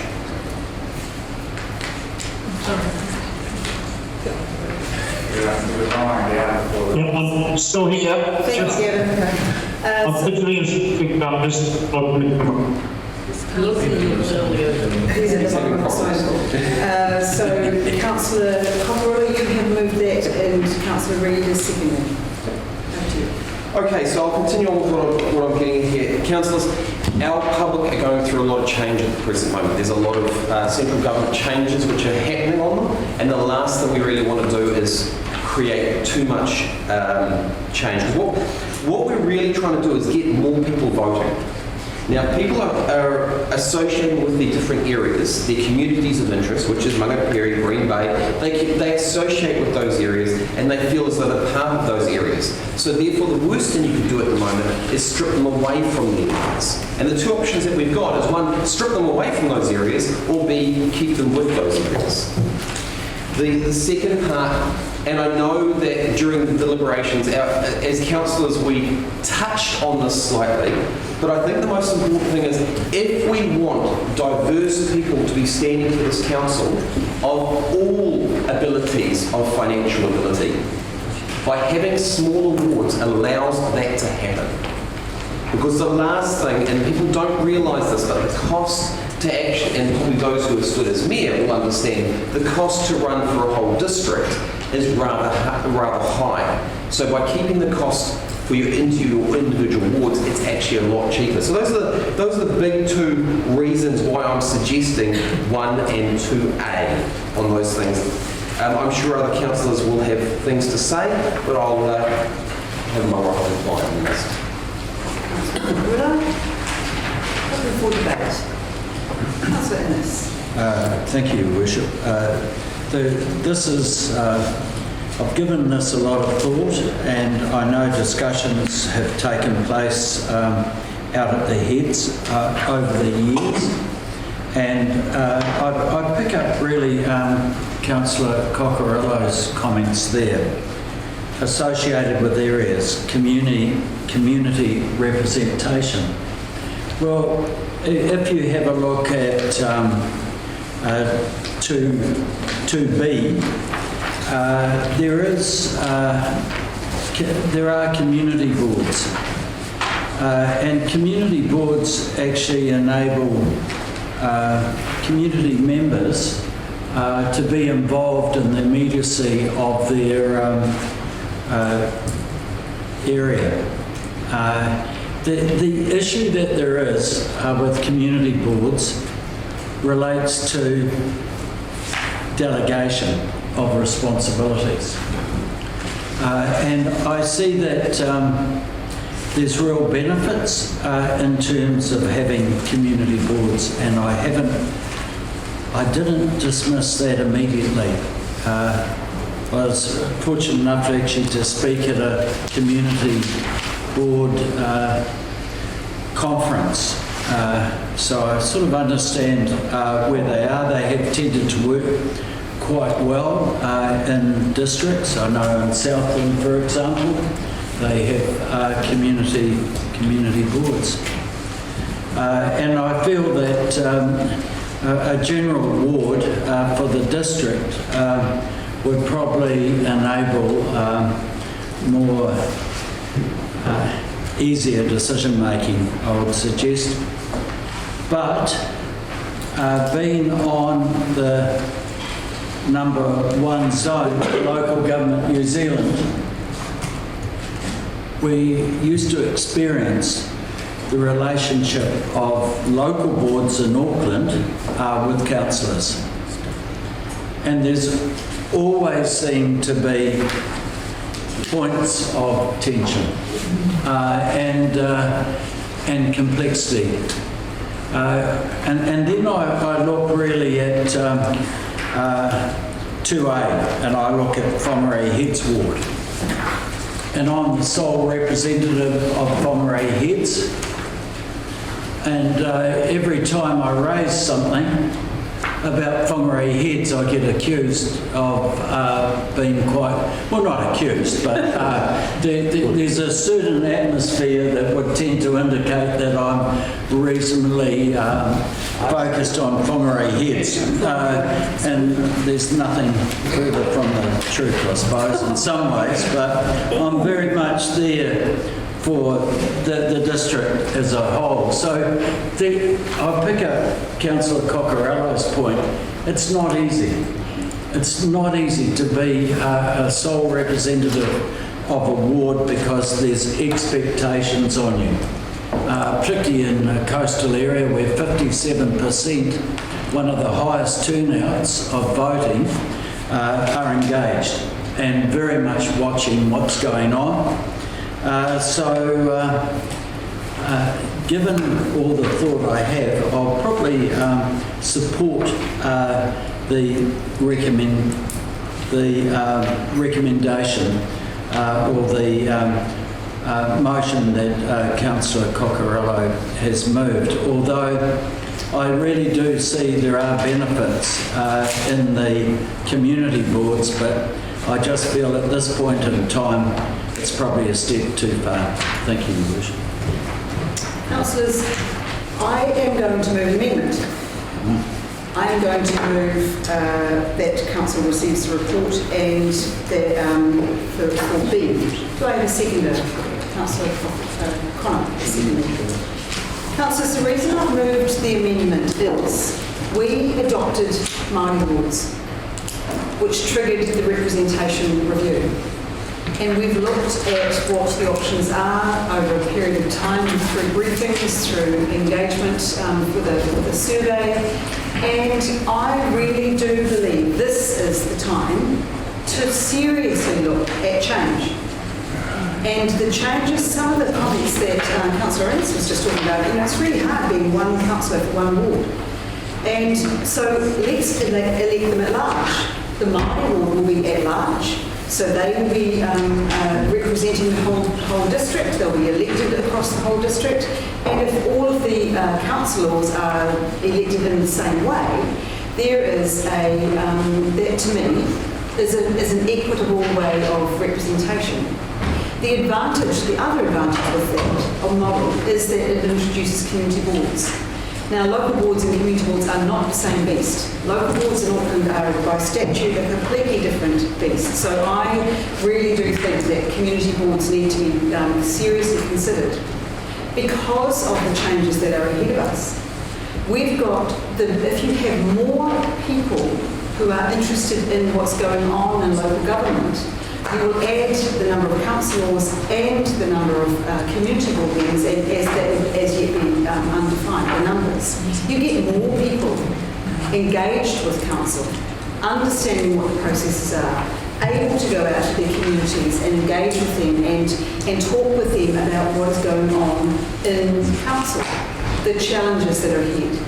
And yes, I take the point around what sort of delegations there would be. That would be a decision for the council.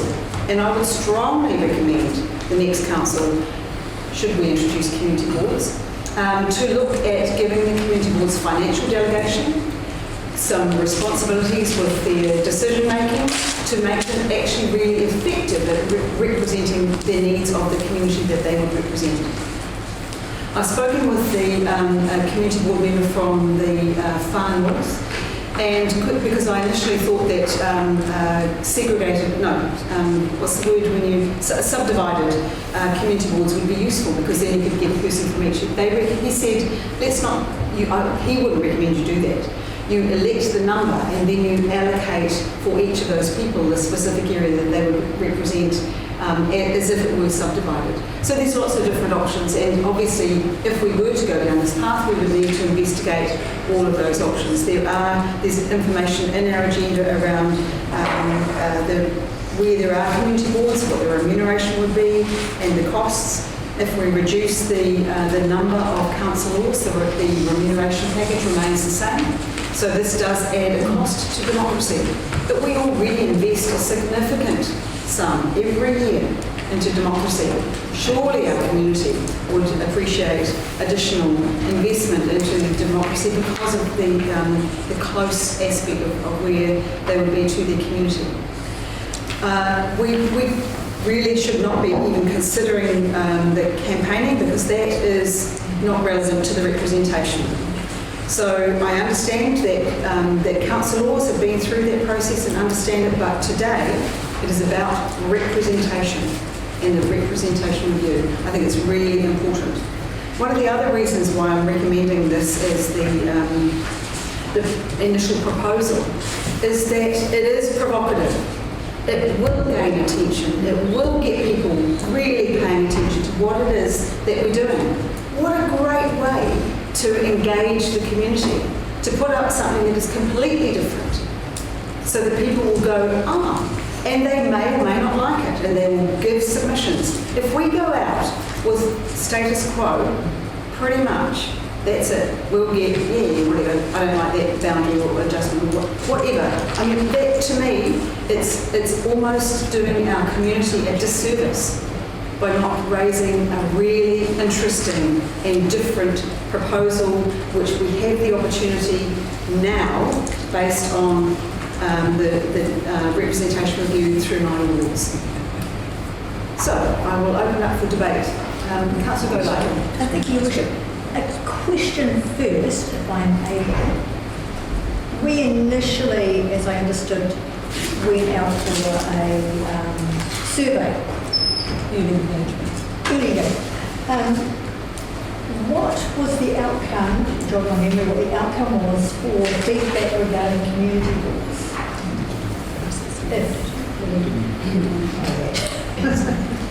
Yeah, so it was a very even split, for and against. For and against. Okay.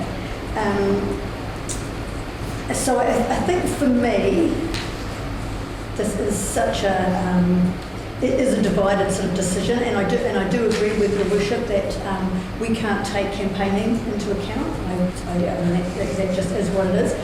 But I think, and while we all represent our district as a whole, I believe that we also more closely represent our wards.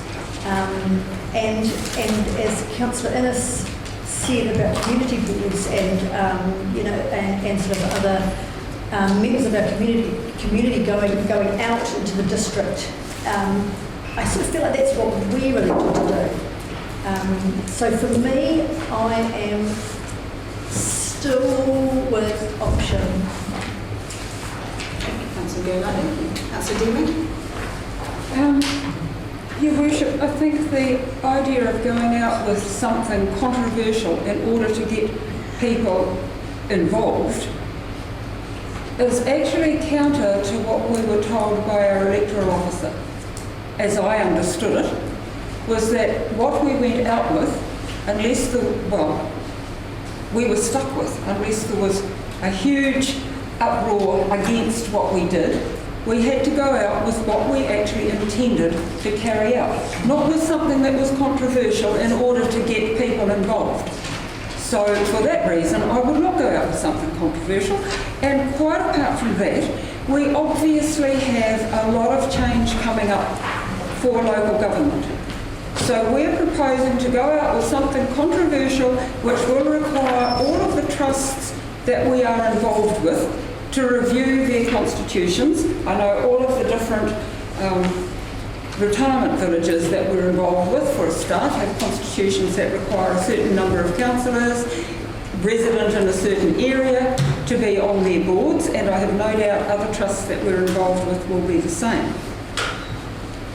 As I just said in our previous adopting the long-term plan, we collectively bring in our local knowledge of the areas that we represent, and I would never claim that I know every single road out in the Whangarei area, because I don't. But I do know the ones that are in the Bream Bay area, because I get called out to go and have a look at those. I can actually speak for those people, rather than assuming that I'm speaking for those people. And my other point is that I think it would be seriously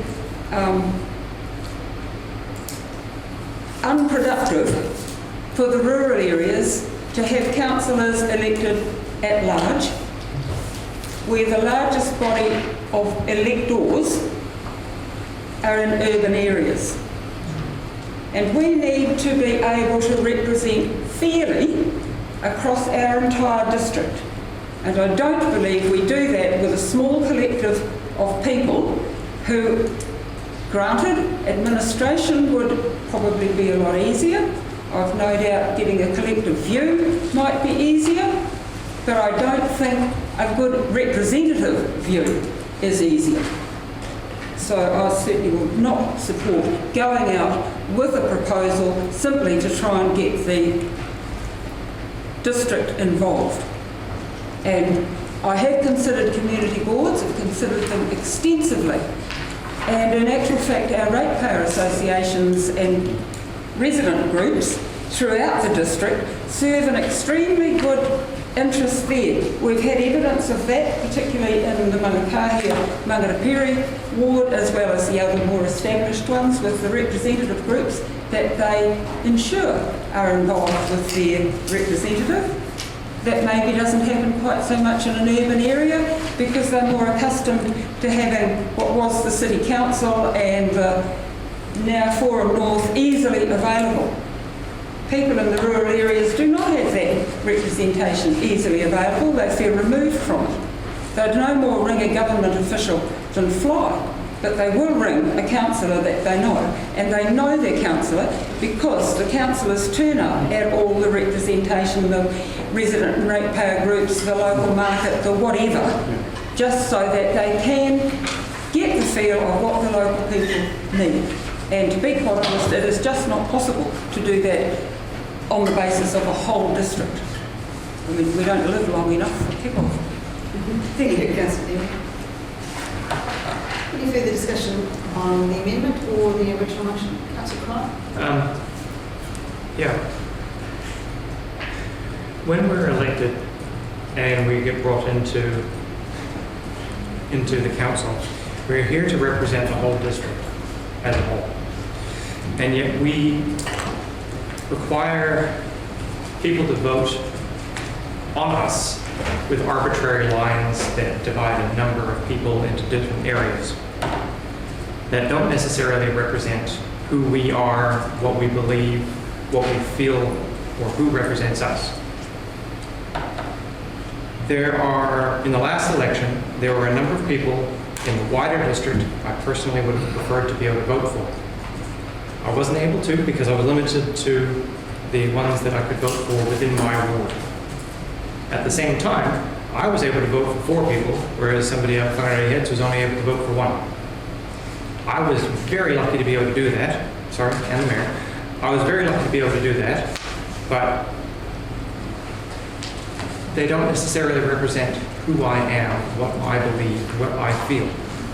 I'm quite environmental, unless people hadn't noticed, but there are people around the district that are feeling the same ways, but they don't necessarily feel represented by the person in this arbitrary lined ward that they have been allocated. People can stand in one ward, they can't stand in different wards, so you are limited to that. Your choice is limited. And the people wanting to vote for somebody who's in their ward, somebody who represents them, is then limited to the choices that they have provided to them. So if somebody feels nobody in their ward, and with all due respect, there was 3 older white men in the Whangarei Heads ward, there was no females to be able to vote for in that thing. Encouraging people, I respect you and your, but it's the view from people. I won't call myself a woman this time. But and encouraging people to stand for local government is also the other thing to do it. But if there aren't enough people to do so, you have to be able to choose from the selection you have. Areas and communities don't necessarily represent exactly what you feel. You could work from home and work down in Auckland, per se, through online or whatnot. Or you could live in Kamo and go down to Ruakaka and work at somewhere down there. And it doesn't necessarily fit exactly with who you are, where you are, all the time. But if you look at the whole, we're here to represent the whole. I've been called up by multiple people outside of my ward because they feel I represent them better than their own ward councillor. Because I represent who they feel supports them. They couldn't vote for me in the election. I'm not trying to vie for votes, but at the same time, if somebody can't vote for somebody they want to, then will they vote is the other question too. Like, we get blank forms in or inappropriate forms in, and that's another point.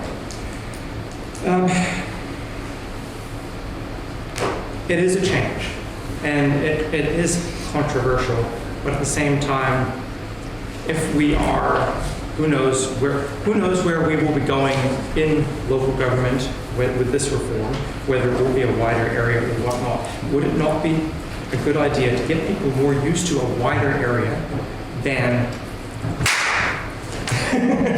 where did that come from? Exactly. And you adjust as you incrementally do. But I think, and I don't fully know or understand community boards, but I have heard there's groups out there that do work with those areas or the similarities that are out there. And they have heard positives and potentially negatives as well. But it is life. We are becoming more connected through communities. I represent everybody in Whangarei. I don't just represent Whangarei Ward, because there are people out there that I represent better than some people that they would feel even my own ward would represent. So I'm supportive of the wider one. Also with Te Huinga recommending with the Maori Ward councillors being put in as a whole, it is also fair on everybody to be in the same kind of boat. The booklet we actually get delivered in the mail is probably one of the best forms of information there is, because even with road signs and whatnot, I'm not going to clap this time, but you go by so fast that you don't have time to actually see what it is sometimes. So as much as we can go on about campaigning and whatnot, there's different ways of doing it, and it is possible. And if we actually are connected with our communities, the different communities that we are connected with, they will represent us, who we are, and what we stand for, rather than, oh, there's a pretty face. Thank you, Councillor Connor. I've got Councillor Benny, then Councillor Cutforth. Sorry. I'm actually keen on change in this area. But not change for change's sake. And I just don't see section 2B is a change necessary that would come forward. So I am really considering that the central government, the form of local government, will probably change what they operate massively in the next few years. I would be pretty hesitant to change. It's something that I'm not too sure about in the meantime. So I'm happy to stick with 2A, 1 and 2A, and I just think the future will be made, those decisions will be made from above, and we should make those changes before we go from there. Thank you, Councillor Benny. Councillor Cutforth. Thank you, Worship. I'll be supporting your motion for option B. And I hate disagreeing with Councillor Deeming because she's so articulate. I just always wish she was on my side. But I do want to pick up the fact that she picked up on you about the word you used in terms of controversial. And I'm sure, channeling you, that you didn't perhaps frame it as well as you could have. Thank you for that constructive. I think it's more we're wanting to go out to our community with something that is different, that does reflect change, and that also I think is the most democratic approach to voting for local government, and that allows, as Councillor Connop said, people to choose the right people for the job across the district and choose a number of people to represent them rather than being limited to only one in a particular area or 5 or 4 in a particular area or whatever. As an urban councillor, I'm quite comfortable with a non-ward space system, and I've said this before in terms of I think it's a completely artificial line on a map that means absolutely nothing to anybody in terms of Denby or Okara. It's solely done for the purposes of what we need. So from an urban council's point of view, I think I have no problem at all with being able to represent people from different areas. And in fact, I've always been very strongly of the view that I should live in the ward I'm elected in, even though I think the ward thing is artificial, and I'd make it by one street at the moment. If they change any boundaries any longer, I'm going to have to move to Jack Street.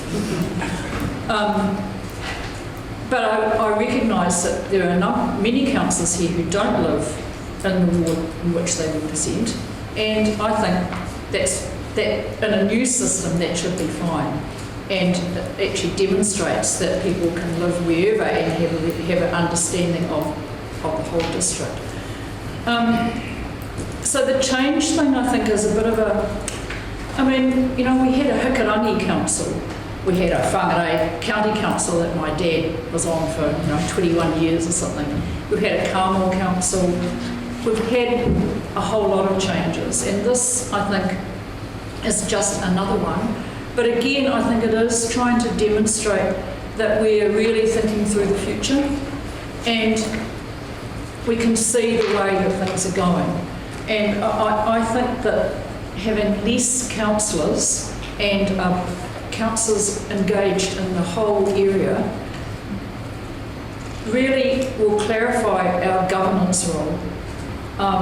And bringing in community boards, I think, provides that level of local democracy which can deal with some of the more rats and mice type things that often I find really frustrating in this council, road naming, for example. But also some of the community funding decisions, I think, which would be best shafted back, if you like, to local communities. And I'll just really want to refer people to page 192 on our agenda, because people do, every time you say local boards or community boards, people do automatically seem to go to Auckland, which is completely not the model law. But when you look at page 192, a number of our, if you like, sister cities or comparable cities, comparable districts, New Plymouth, Waikato, Rotorua, have both community boards and in a number of cases have at-large councillors. So I think community boards actually guarantees local democracy, and a smaller at-large council guarantees much better governance at a strategic level than I was going to say we currently have, but I'll stop saying that.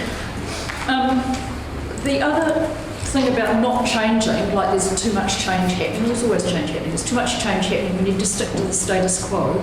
I think it risks our residents going, look, they had the opportunity with a representation review to make some changes. We gave them feedback, clearly split, but I thought it's really interesting that there was quite a lot of support for an at-large and for community boards.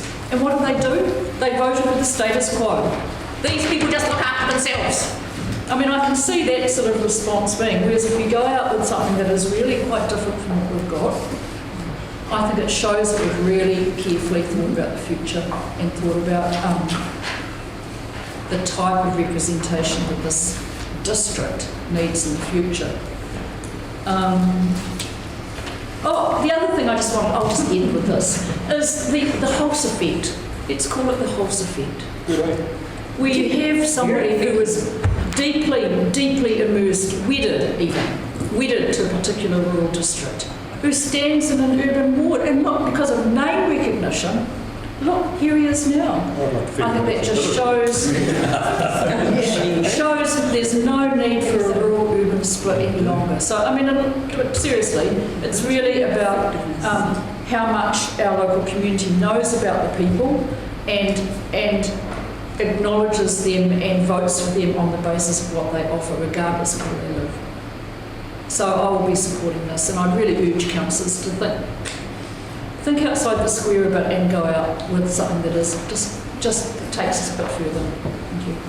Councillor Costello. Question, Your Worship. In section 19V of the Local Government Electoral Act, it says the councils are required for fair representation. How does that come into effect when you have a whole council elected at large and you have 5 councillors who end up, 7 councillors who end up in the Whangarei urban area and no one in Green Bay, Mangatapiri or Hikarangi?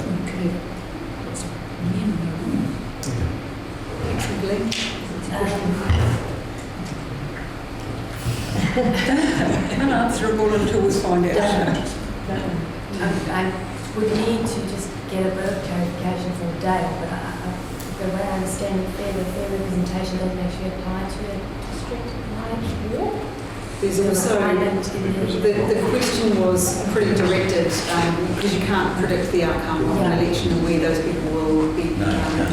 So that was an unfair directed question. I thought that was a fairly fair question. It was a very directed question. You basically implied that we can't include people we can't include people with their financial status to run for council.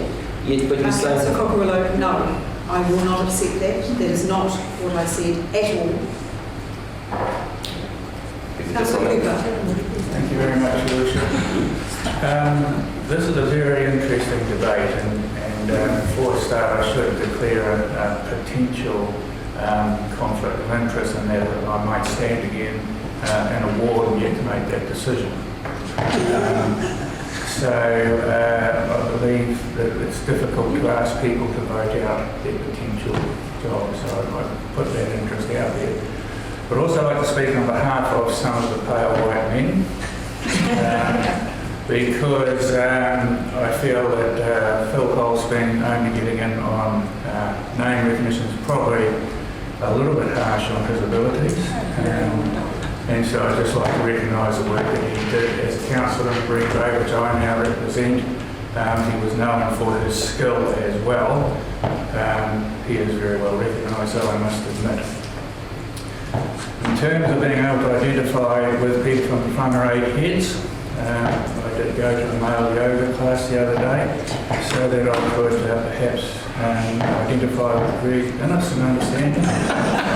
But we're yet to see if that works.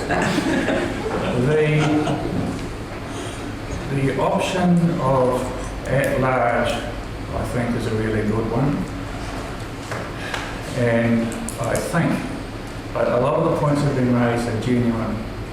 There would be a greater input into your council, and you could vote for the tenor of people that you wanted to represent you rather than just a one-off. And I acknowledge that. I also believe that the argument around getting people who potentially are better suited to the job is a good one. Where it falls down, in my belief, is that story of representation. And what people want is, and for the very reason that I voted for Maori wards, they want representation at the highest level. And if you take away the rural wards in particular, and I think folk in the city perhaps are a little more ambivalent about it because they have the voting power in the cities, they have the numbers, then you potentially, as Councillor Cockerill has said, lose that representation at the highest level where the top decisions are made. And we know out in the country that it is difficult to get the voice heard, even with rural wards. So we've gone through a long period where there's been no resealing, and some of the benefits of the council have been hard to quantify for those people out in the rural areas. So for the same reason that I voted for Maori wards, to be consistent, I will not support the amended motion. I would support the motion put by Councillor Cockerill. Any further debate? Councillor Reid? Thank you, Your Worship. I take on board Councillor Cooper's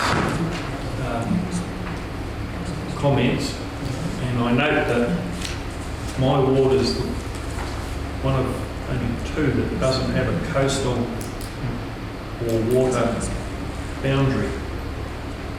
And as such, it makes it extremely hard for Whangarei and Mangatapere area to garner any form of funding for various projects. Whereas if you're on the coastal areas, you seem to have money thrown at just about everything that you can wish for, with or without a community ward. You may struggle to get a car park, or passing bay car sale, but we struggle to get anything because we're inland and we're the forgotten poor cousin, and that's with representation. Now, if we were to go at large, I could see those country areas getting no representation quite easily. Just the fact that 2B has appeared on our agenda stuns me somewhat. That was not introduced by a councillor for council discussion or recognition, so I still fail to see why it is actually there. Our communities... Councillor Reid, I'll just a point of order, that option was presented in our briefings. Not it was, but it was, I thought the briefing was of council officers. Sorry. It was council briefing, and at a number of council briefings, that option was one of the options that was put forward, and there were a number of them. So I just wanted to... I obviously sit correct. Thank you, Your Worship. Our communities are looking for stability at the moment, so as part of that thought pattern, I can't support 2B, but I will be supporting Councillor Cockerill's 2. Thank you, Councillor Reid. Councillor Murphy. Thank you.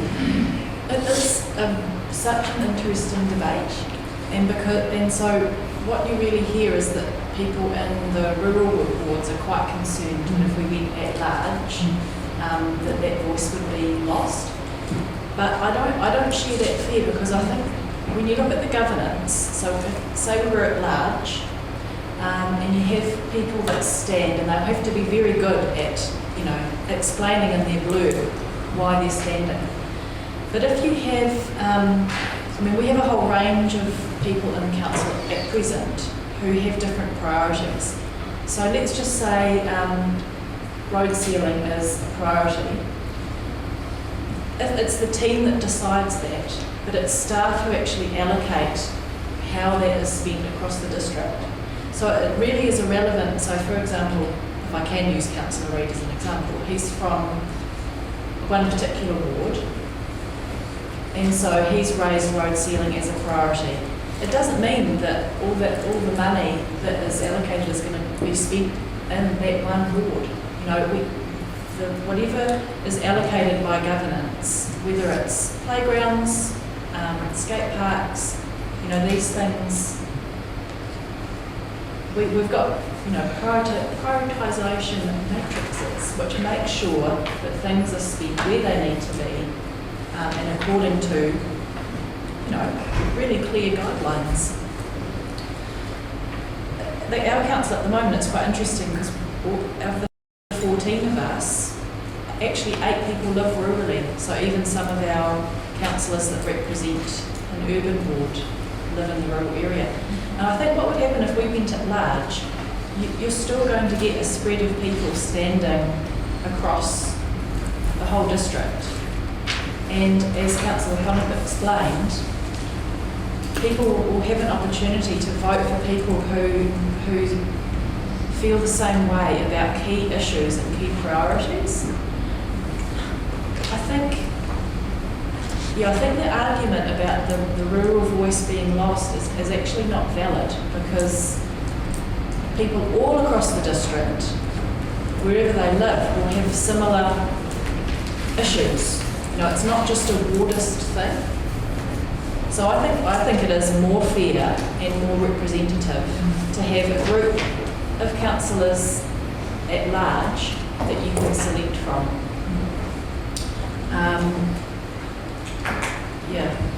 Just what I want to say.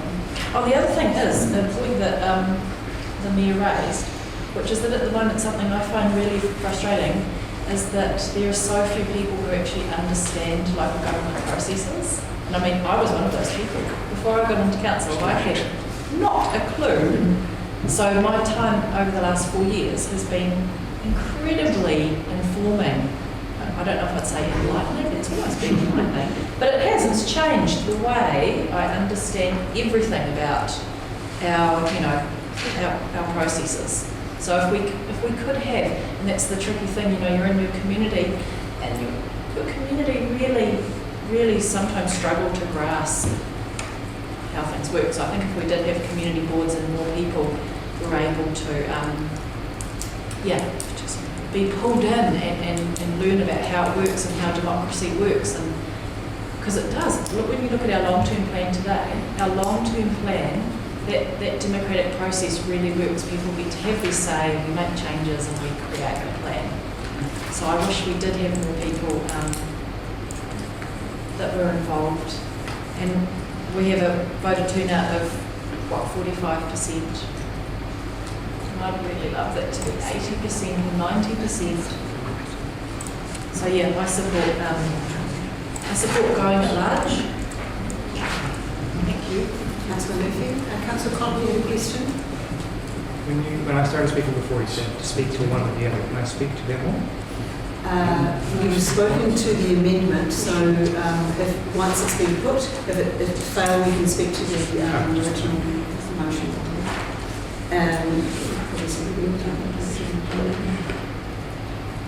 Yes.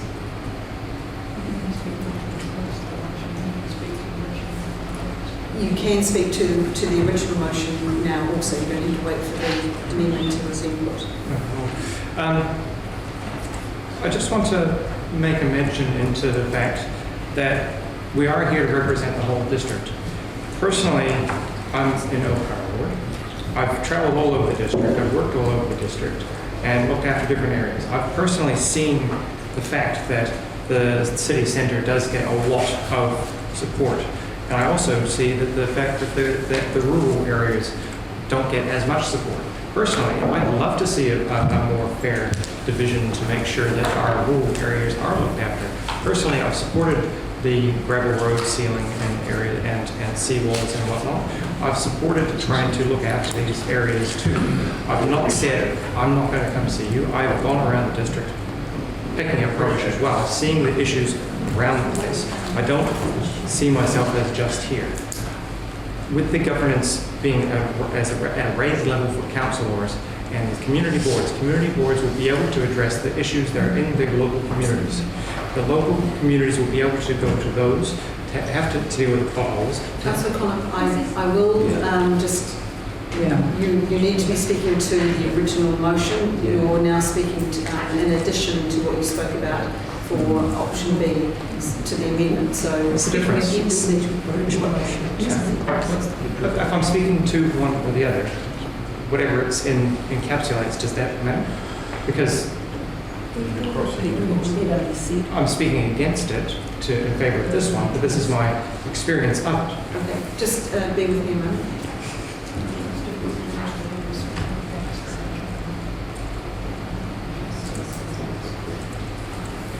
To be clear, if you before you speak, it would be helpful if you say I'm speaking against the original motion, okay. And then you're putting the reasons why. But you have already spoken about the amendment, so it's actually a fine line. Okay, well I'll speak to the first against that first motion. No, councillors, I am in the chair. Thank you very much. If you want to raise a point of order, you can't just go, has he already done it? Raise a point. I also appreciate this. I'm still learning. It is still new territory for me to older councillors who know these things. So please, and we already know how I speak all over the place. So I speak against the first one and for just boards because of the items that I've just mentioned. And now I've lost my train of thought. I am supportive of, and I'm not saying so, even if,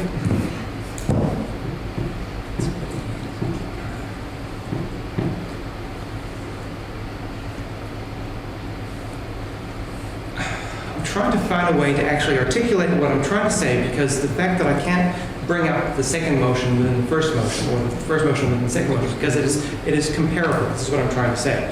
I support everybody, even if I'm in my own ward. So even if we go with wards, I'm still supportive of everybody, and that doesn't change. And saying that I'm only going to be supportive of Whangarei Ward is ridiculous. Yes, I had to go with that function. I had to go in that way, but I support everyone. I'm not just environmental. I'm not just business. I'm not just this, that, and the other. There's so many different delineations. I'm also a computer gamer, and where is that community supported? There are different communities out there that are coming in. The technology is growing, that they are connected in different ways. We can now attend virtually. community boards, this is in the first section, bring in that connectivity, which is similar to what we have now. We can deal with potholes, but we can deal with the governance of the overall, the higher policy, the deal with the wider aspect of things with a wider one. So in the first aspect, I speak against the original motion. In favor of that, speak with that.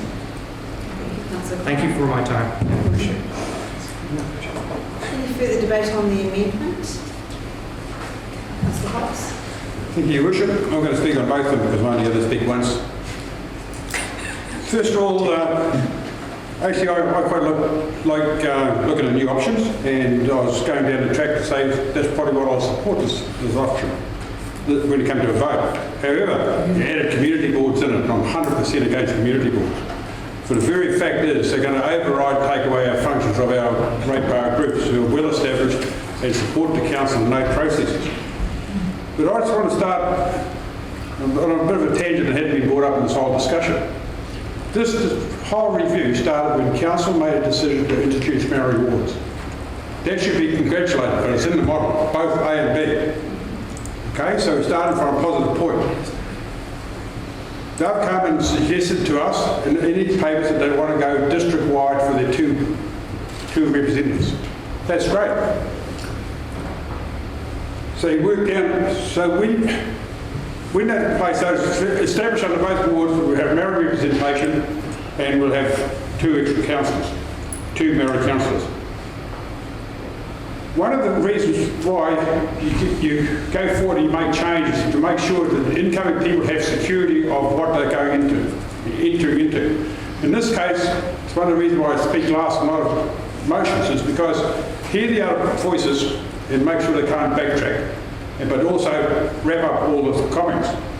In this model, we've got our deputy mayor, following the 4 committee chairs, all supporting the original motion. If I was a Maori representative entering council, I'd want security around the table about things not flip-flopping and trying a new model and everyone learning new processes. We've given a real secure base for our Maori public members to come into council, knowing the establishment and really gaining positive steps real quick, and that's a real good positive. Point of order. Referring to current committee chairs as supporting this has no real relationship to what will happen in the next term when the committee chairs could be quite different, and in fact a number of those councillors may not even be here. So what is your well, the assumption that Councillor Holmes is making is that it will assist new Māori ward councillors because the current committee chairs are supporting a ward-based system. I don't quite see the connection.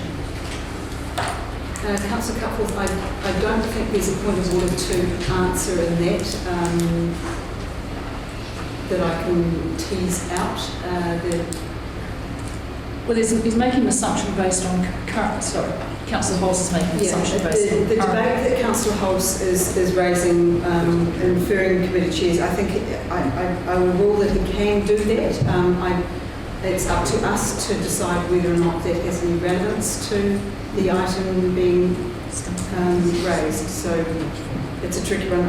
I share your understanding that committee chairs will change, but and how that impacts.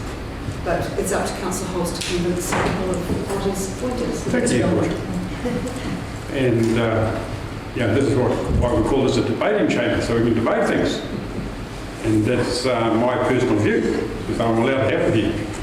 So going back to the model, I want to go back to just touch on community boards and how they work in the far north.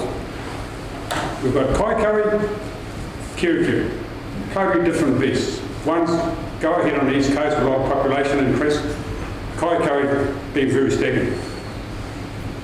They've got no power to set rates, gain income, take out loans or anything to improve that situation. All they can do is come and suggest the council should do something else. Well, they can do that through a ratepayer. Going back to to the representative model with having awards. We're about that far away from being pushed into a unitary authority by the government.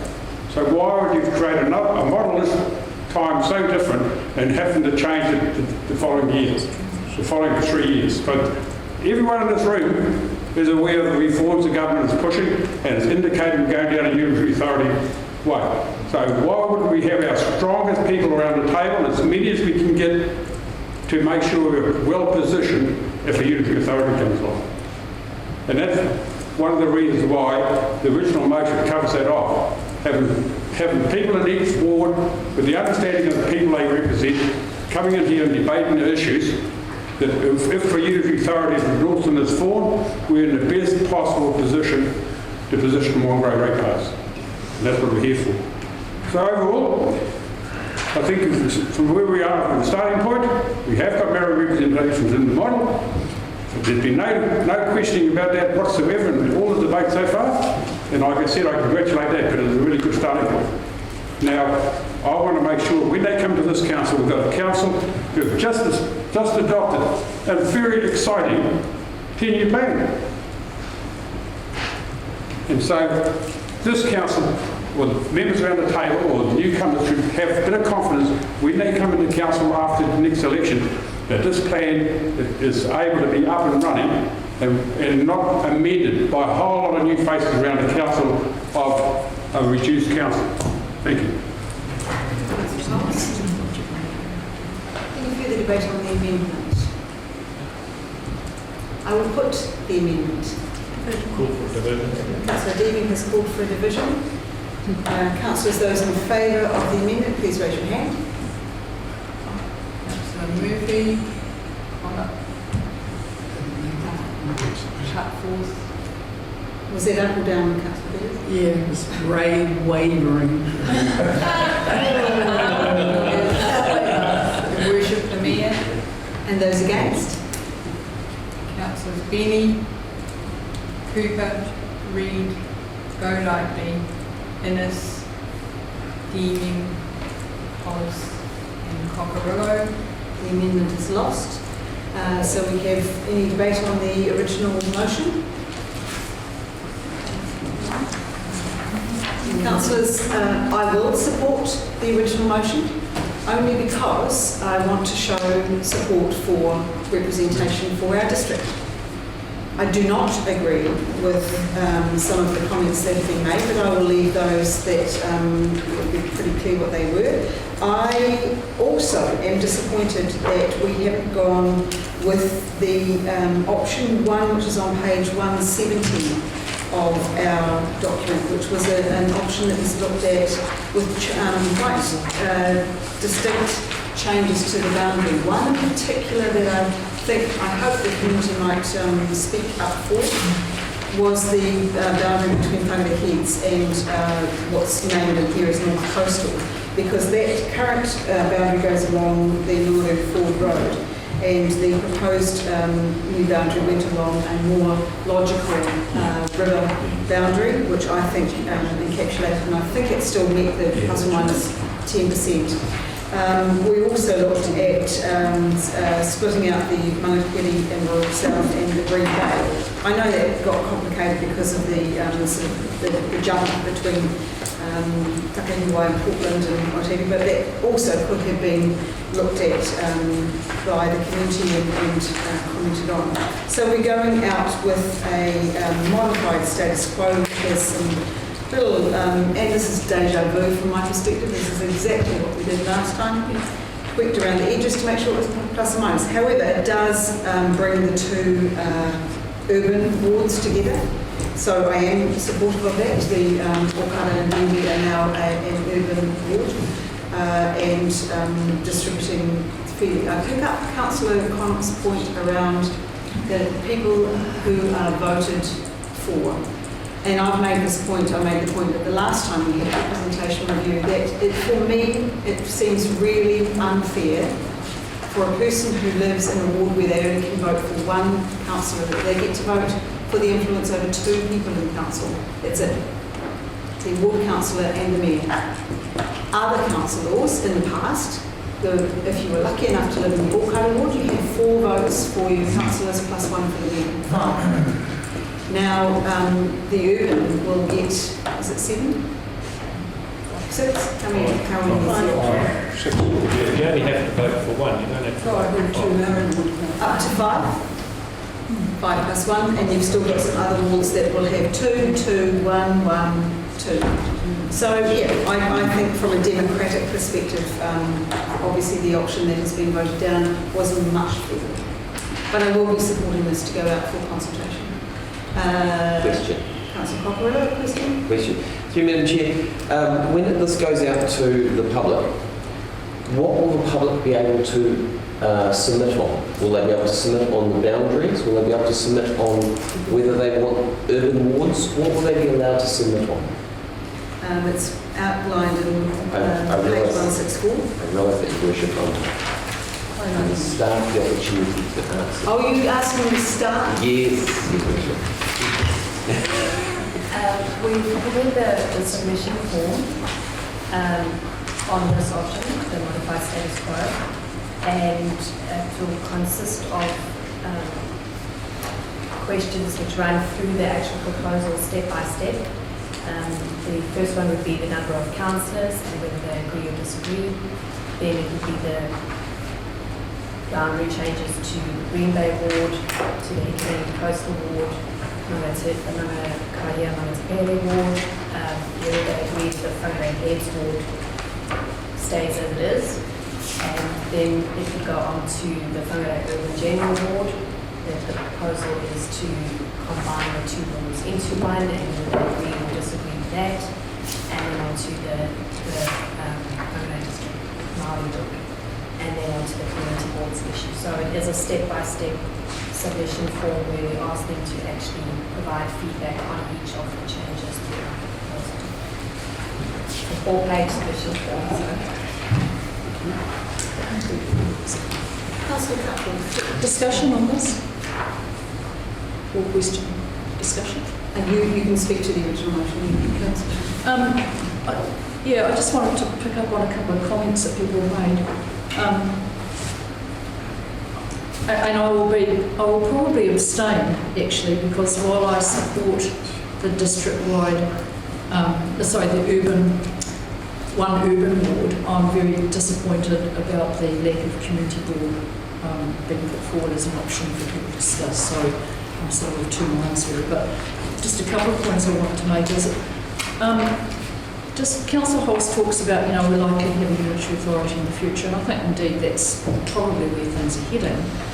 And I think it's actually an argument for why it would have been useful to have had a transitional approach, actually, to demonstrate that we can see what the future's looking like, rather than looking as if our heads are in the sand. So that was just one I wanted to pick up on.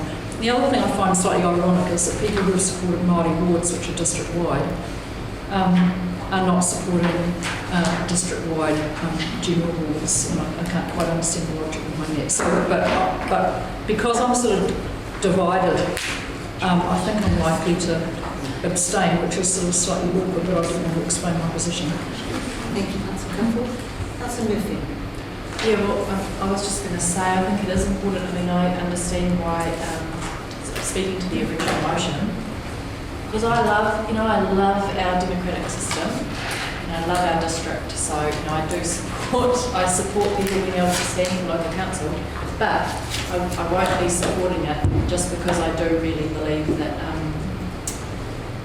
that going at large is more fair and more representative. And so I will be voting against this today. And I think it's important because a lot of our community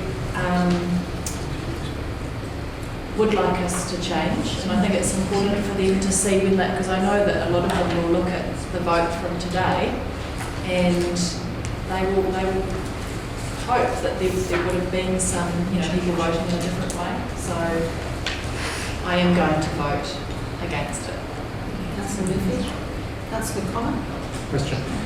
So this is the initial proposal that we're going out for to consultation. So that means that the people then have a say to say wards or full, or Well, if they vote again, if they say that they don't want this, what happens then? Is there, obviously this is the main option, but if they say no to it, albeit it may not be a high chance,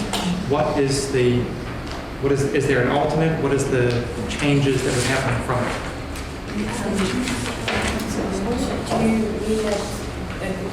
Perhaps say the preferred district wide option? Yes. Because that's not actually part of the initial proposal. What we're going after is a ward option of the 6 wards as proposed in the recommendation. The community board can always make comments that they do prefer a district wide, but that's not part of the proposal. Well, I mean, sorry, in the sense that if we put this out as an initial proposal, and then we get consultation back, let's just hypothetically say 75% say no to this, 25% say yes. The no to this plan, we obviously can come back to us to change, but what happens in that stance, or the alteration of boundaries, or no boundaries, or what happens? So through the chair, my understanding of Nicolene's correct me if I'm wrong, is you go out with an initial proposal that is like when you do a local government consultation, you get a scope. You can make limited changes around the edges, but your initial proposal is what you're going out for. Then there's another step in the process, and this is where I'll get Nicolene jump in, where the community can then, the final gets notified, the community can then object, and it's the local government commission that will make the ultimate decision on any objection. And now of course, everything's on the table at that point, but for us, we have a defined scope around what that initial proposal is. So if the community says no, we still have to stick with this? Similar to the gambling policy where you went out with a limited scope, or a bylaw policy where you go out with a limited scope and you've got movement around the edges, but if it's substantially different to what you've consulted on, it just goes. Yeah, it would have to go with something around the edges as the final proposal. We wouldn't be able to make substantive changes without going out again, which you're not going to be able to do in the statutory timeframes. And then we would re-notify the final proposal. The community then objects to the final proposal, and the avenue is through the local government commission. Thank you. Thank you. Thanks, Tom. Councillor Peters. I was wavering because I can see advantages in both proposals, and now I will be supporting this because I can see some advantage in it, and I don't like abstaining. Thank you, Councillor Peters. Any further discussion? One last little question. Councillor Martin. Oh, no, Manukau Island isn't included in this. Correct. Why is it not? It's one of the mesh blocks, isn't it? There are people living on the island that are in the community. Why is Manukau Island not included in this?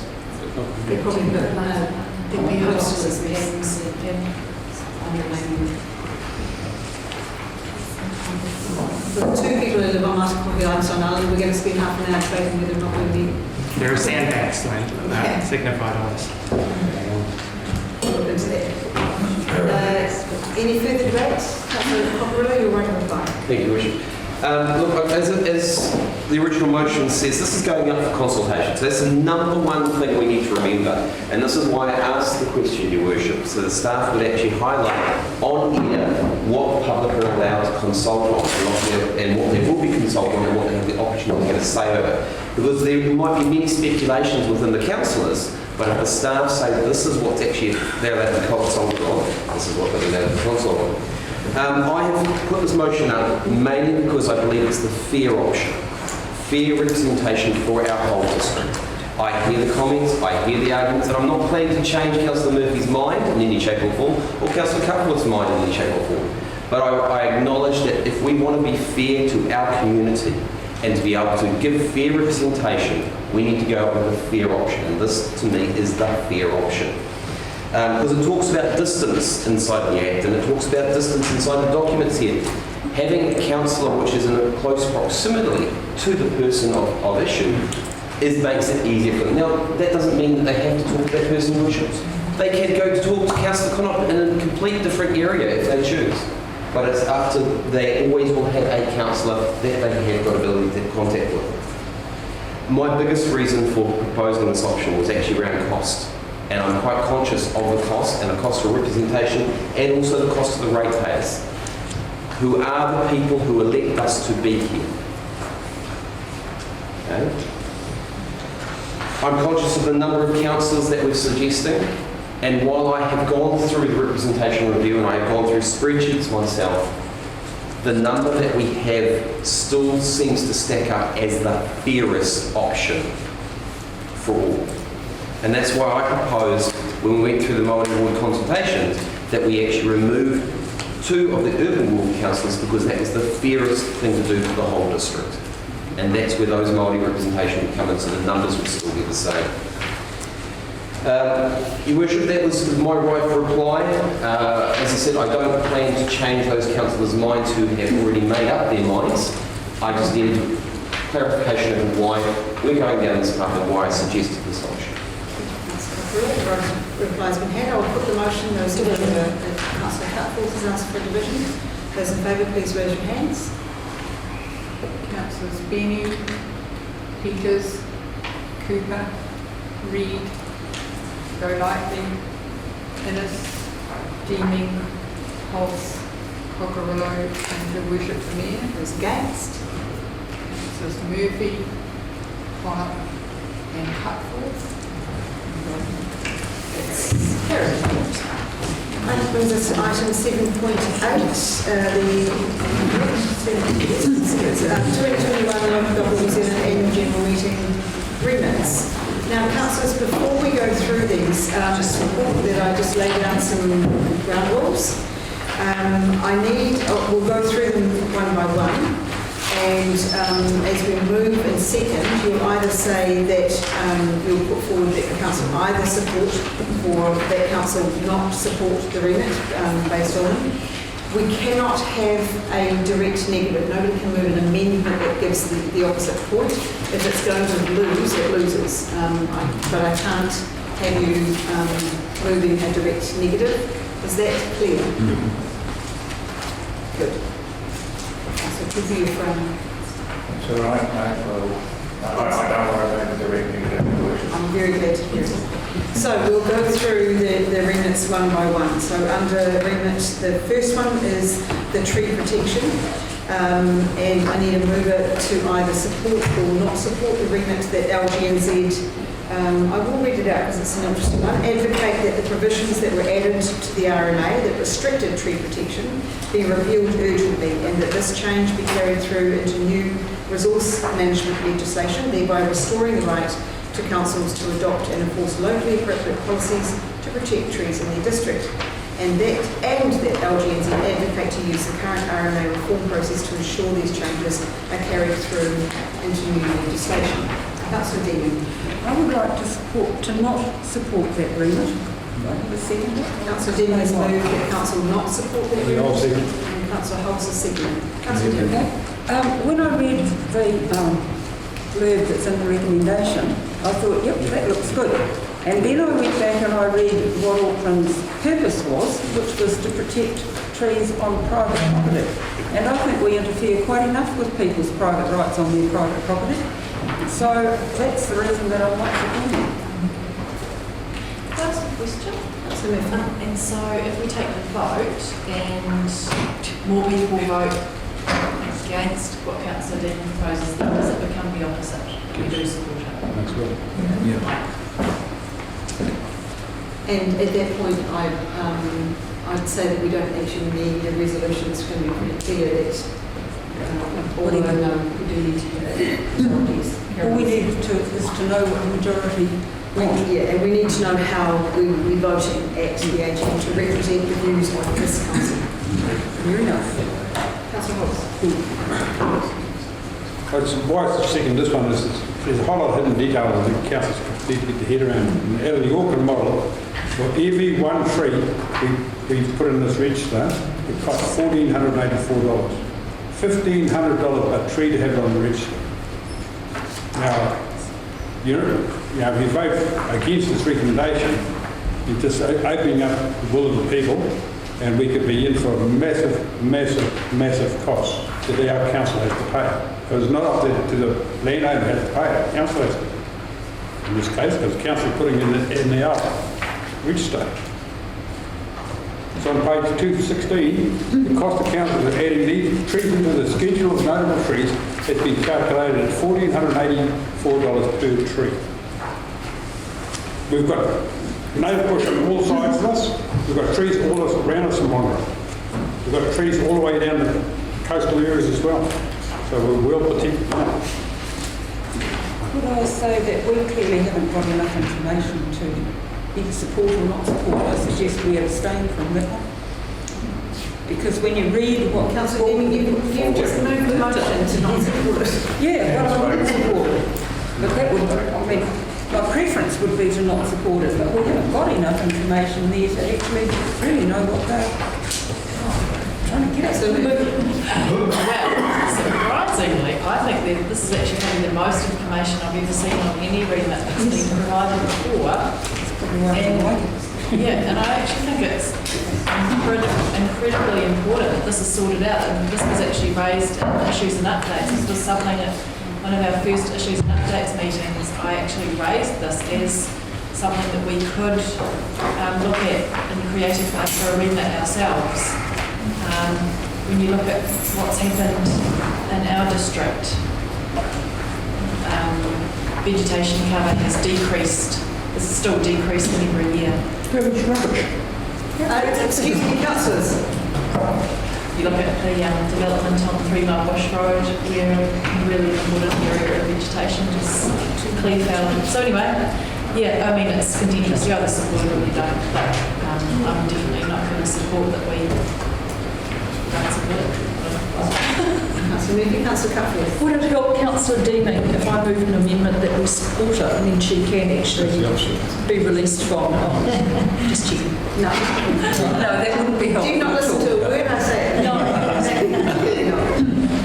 I think she's got her tongue firmly in her cheek. Councillor Cooper.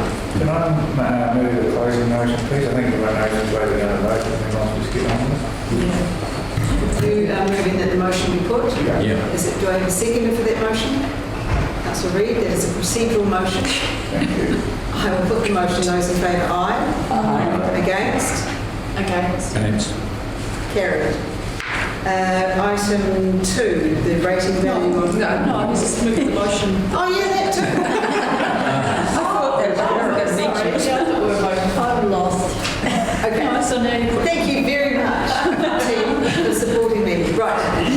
That was the closing motion, and it is carried. Now I put the motion, which is that council do not support the remit around trees. Can I call for a division, please? No. Those in favour of the resolution, please raise your hand. Not supporting. Don't forget Councillor Benny. Councillors Benny, Hooper, Reid, Golightly, Deaning, Hulse and Cockerello. Those against? Councillors Murphy, Connor, Hartford, Ennis, and Worship the Mayor. It's carried, isn't it? Carried. Well done, Councillor. Number 2, the rating value of forestry land. Can I have a mover that we either support or not support the remit? Councillor Ennis, I'll you're move moving. the support. That council support the remit that LGNZ requests the Value Engineer to amend the relevant legislation to allow for local government to address the growing disparities between the rate and valuation of forestry land and other land uses. And Councillor Connaught is seconding that. In debate. Debate. I'll put that motion. Those in favour, aye. Aye. Those against? Carried. Number 3, funding. Against. Oh, beg your pardon. Councillor Reid has voted against that and clearly wishes to vote against to be put. Item 3, the funding of civics education. I'll move. Councillor Cutforth is supporting and Councillor Murphy is seconding. Any discussion on that one? Oh, well, I mean, I think it'd be great to have young people involved in more politics and things like youth action. Youth action group does help that, so it's good. But I'll just refer you to the bottom of page 269 where it does comment on the 2-year program, Worship, which is a mentoring program by mayors. And I think that's an example of it could be more widespread through high schools, that would be great. I can remember liberal studies. I don't know what they have now, but we used to have liberal studies, which was an opportunity for civics education, but we all just argued about religion instead. But, you know, that, I think civics education would be great to have in schools. So I think, yes, let's support it. Yeah, I think Councillor Cutfield, we've got Councillor Peters and Councillor Connor. I support this strongly, and actually I don't think it even goes far enough. We should be supporting schools to have elections rather than appointing their head girls and head boys, because we bemoan the fact that children come out of school and do not vote. If they had experience of actually lobbying and voting during their school time, then we might get a lot more young folks at the stable. From being on the youth advisory group this term, the capacity that young people do have, but the lack of information that they have is apparent. And it's definitely something we need to be able to support, because educating people is a top priority, and letting them understand what we actually do and how they can contribute is definitely a big part of the puzzle. Any further discussion? Councillor Hobbs? I'd just like to speak in support of what Councillor Peters just mentioned, because it is my introduction from my first council. I was selected as a 10-year-old at teenage primary school. And through an election. 30 years ago. I didn't know schools resist. I've been a favourite in Australia, school council. I will put the motion. Those in favour, aye. Against? Carried. Number 4, promoting local government electoral participation. Go on, I dare you to Councillor Golightly, you were moving. Question. Oh, question. What does this mean?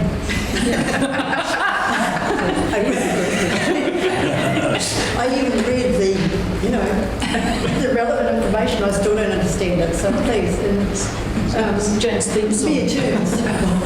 I think because our chief executive is going to be the most impacted by this, so throw him under the bus and say, what does it mean, Rob? I feel thrown under the bus because I didn't read it. Because he was hoping that I still don't understand. I think this is one of these powers that actually we have very little control over. There's something written in law that says we have to do things. We spend a bit of time trying to do what we can, but the bottom line is if people want to vote, if something's important enough to people, they'll vote, and if they don't, they don't. And, you know, we do what we want to do things to help that and facilitate it and make it easy. But So am I supporting it or am I not supporting it? Councillors, I'm going to move that we support this remit. I'll second. Councillor Deming is seconded.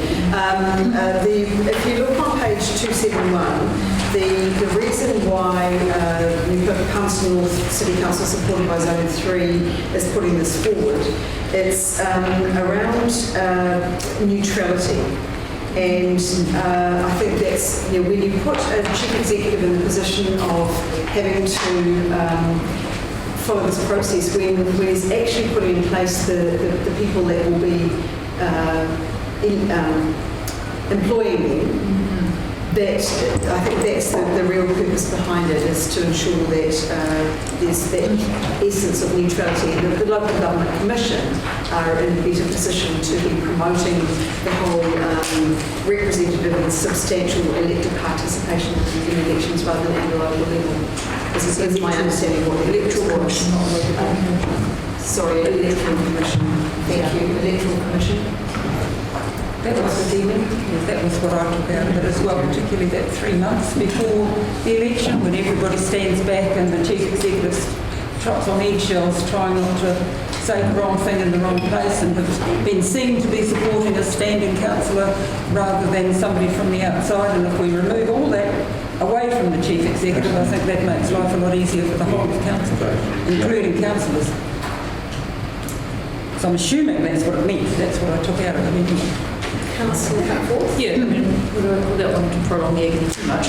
I mean, I remember even last time, it can put the chief executive in a difficult position, and councillors are saying, we've got a public meeting happening in the downstairs in the council building, and are we going to advertise it or not? And what role does CE have? I think it also removes the inconsistency of having whatever, we've got 76 chief executives all reading the rules differently. And so I think taking it to body is a good idea. Thank you. Yeah, and just the points around it fitting into the work streams around our alternative methods. No further discussion. I'll put that motion. Those in favour, aye. Against? Carried. Item 5, the carbon emission inventory standards and reduction targets. Which one you going We definitely Shirley, Councillor Collins is seconding that. Any discussion? Yeah, I'd like to speak to that. I'm happy to support it because it says based on a science-based emissions. So for that reason, I will support it, but otherwise I will not. It's really important because it's something that has come up over the last few years that we need to be, we need an emissions inventory, and we need to get on with it really quickly. And I think, we can look to other councils for a bit more leadership. And I'm really looking forward to, after our council attends that conference, feeding back to us on the progress on this. Unfortunately, won't have at their meeting, but yeah, I do definitely support standards that are consistent across the country. Councillor Reid? I support standards that are consistent across the country, but on whose science is it going to be based? Will it be slanted or will it be genuine? So until I know that, I won't be supporting it. It's up to central government to develop those standards. Any further discussion? I'll put the motion. Those in favour, aye. Against? Councillors Reid and Golightly, did you both wish your vote against to be reported? Yes, please. Number 6, Wings Accommodation Supplement. Do I have a mover for either supporting or not supporting this one? Councillor Peters. Support. And seconder, Councillor Cooper. Councillor Peters. I support this because the current system disadvantages some people who are on WINS benefits in Whangarei in their ability to get accommodation and to meet their costs. That's it. Any further discussion? I'll put that motion. Those in favour, aye. Against? Carried. And the last one, building consent functions, liability. Councillor Cooper, you're moving. I'm moving it to support it. Thank you. Any seconder? I'll second. Councillor Deeming. Any discussion? I'll put that motion. Those in favour, aye. Against and report, please. Councillor Reid, carried. You're saying you'll support it. Anyway, it doesn't matter.